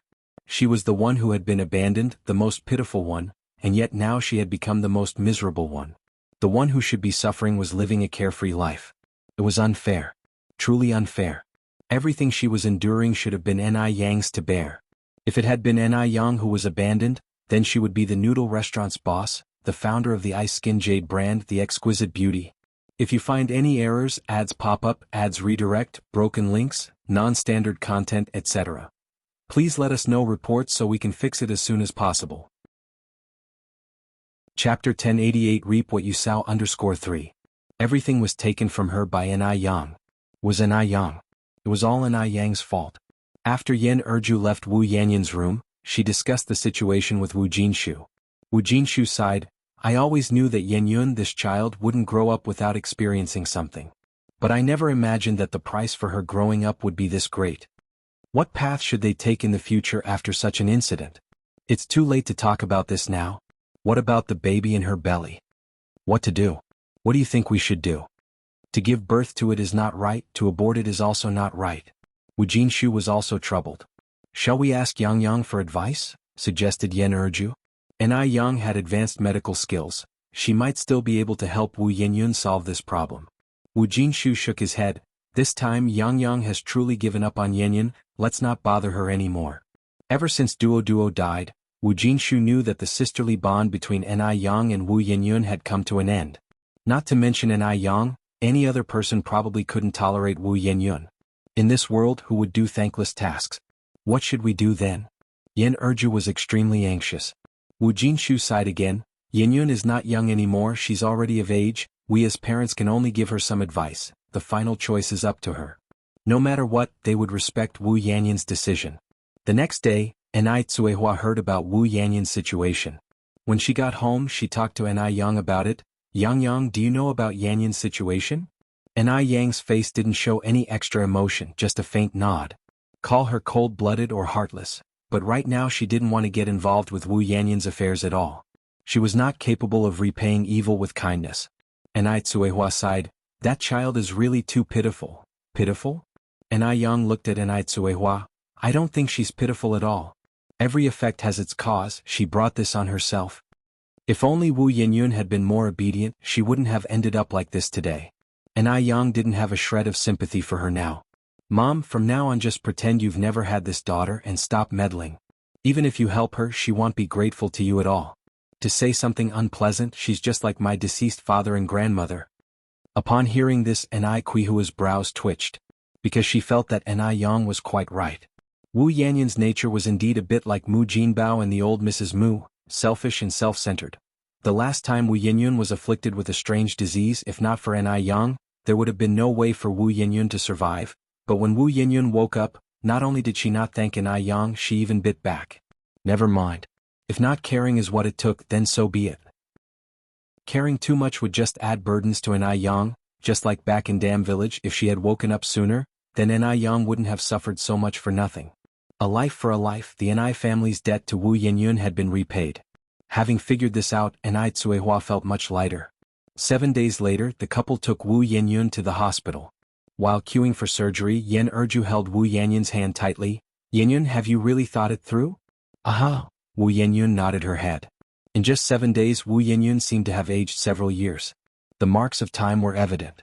Yinyun, why don't you go plead with Yang? After all, you are sisters. As long as you admit your wrongs, she will definitely help you, Yan Erju continued. Her medical skills are so good, she must have a way. For a woman, if one can't have children, it would be very difficult to find a good home in the future. Yan Erju couldn't stand idly by and watch her own child lose the right to be a mother. It's not my fault, why should I apologize? Wu Yinyun continued, the one who should apologize is Enai Yang. If not for her, I wouldn't have become this unrecognizable mess. She just killed a beast and Enai Yang took it so hard. She's her own sister and she has been bullied so much, yet Enai Yang didn't stand up for her. What right does that person have to be a sister? Yan Erju sighed helplessly, you're so stubborn, it'll be you who suffers later on. Wu Yinyun didn't speak. Yan Erju went on, as long as you've thought it through, that's fine, I can't control you anymore. If you find any errors, ads pop up, ads redirect, broken links, non-standard content, etc. Please let us know reports so we can fix it as soon as possible. Chapter 1089 Reap What You Sow _4. Wu Jinshu patted Yan Erju's hand and signaled her to stop talking. Just then the nurse called Wu Yanyun's name. Wu Yinyun stood up and walked toward the operating room. Xiaoyun. Yan Erju stood up worriedly, afraid that Wu Yinyun would regret it later. Wu Yinyun turned back to look at Yan Erju. Mom, don't worry, I won't regret it. Having said that, she walked into the operating room. Clack. The door to the operating room closed and the surgical lights came on. About an hour later, Wu Yinyun was pushed out. Family of Wu Yinyun, please come over here. Hearing the nurse's voice, Wu's parents hurried over. Nurse comrade, how is my daughter? The surgery went very smoothly, the nurse continued. However, the patient has a rather unique constitution.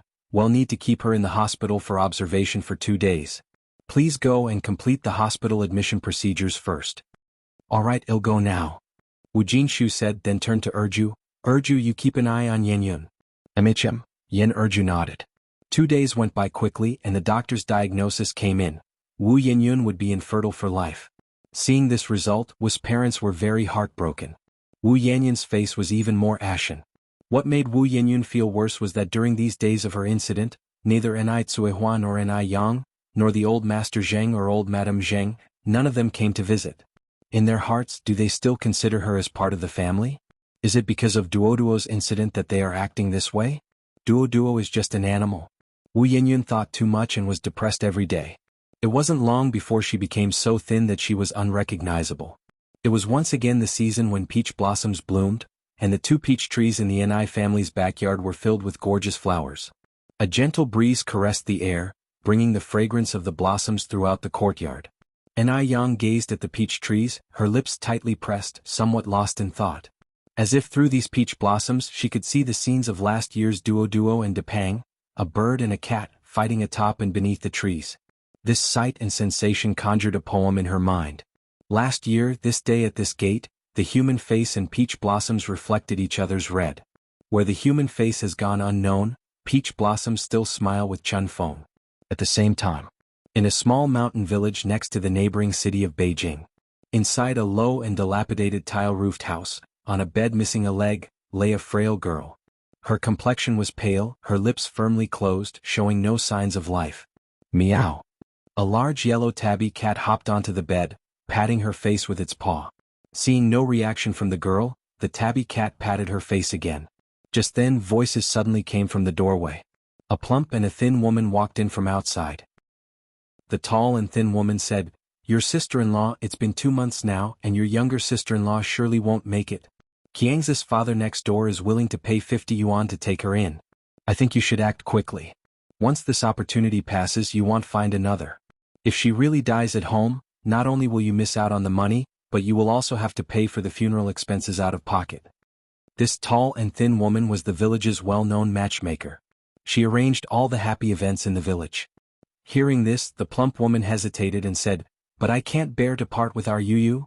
The tall and thin woman secretly sneered in her heart, "With how things are, you're still talking about can't bear to?" She never treated Zhao Yu nicely when things were fine. Not to mention nicely, she almost treated Zhao Yu like an animal. Now putting on this act here? It's sickening. Sister-in-law, didn't the doctor say? Your younger sister-in-law is now just a living dead person without sensations. Alive or dead, it's all the same to her. At this point, the tall and thin woman became a bit impatient. "Just give me a straight answer, do you agree or not? If you don't agree, you'll look for someone else." Hearing this, the plump woman became anxious and quickly said, "I agree. I agree." That was 50 yuan. The plump woman could never have dreamed that such a useless person could bring in so much money. The tall and thin woman smiled satisfactorily. "That's right. I'll go notify Qiang's father right away." Just then, the person who had been lying quietly on the bed suddenly sat up, looking around confusedly. "Ah, it hurts. Where is this?" "Meow." The tabby cat lying beside her cried out. "Stupid cat." Zhao Yu looked at the tabby cat in surprise. If you find any errors, ads pop up, ads redirect, broken links, non-standard content, etc., please let us know reports so we can fix it as soon as possible. You're tuning in to the Han Li's Wuxia Adventures YouTube channel. We're so grateful for your support, and don't forget to subscribe to join us on this incredible journey through captivating stories. Your generosity through donations truly makes a world of difference, as it's the primary source of revenue that allows me to expand and enhance this channel for you. Thank you from the bottom of my heart for being a part of this adventure.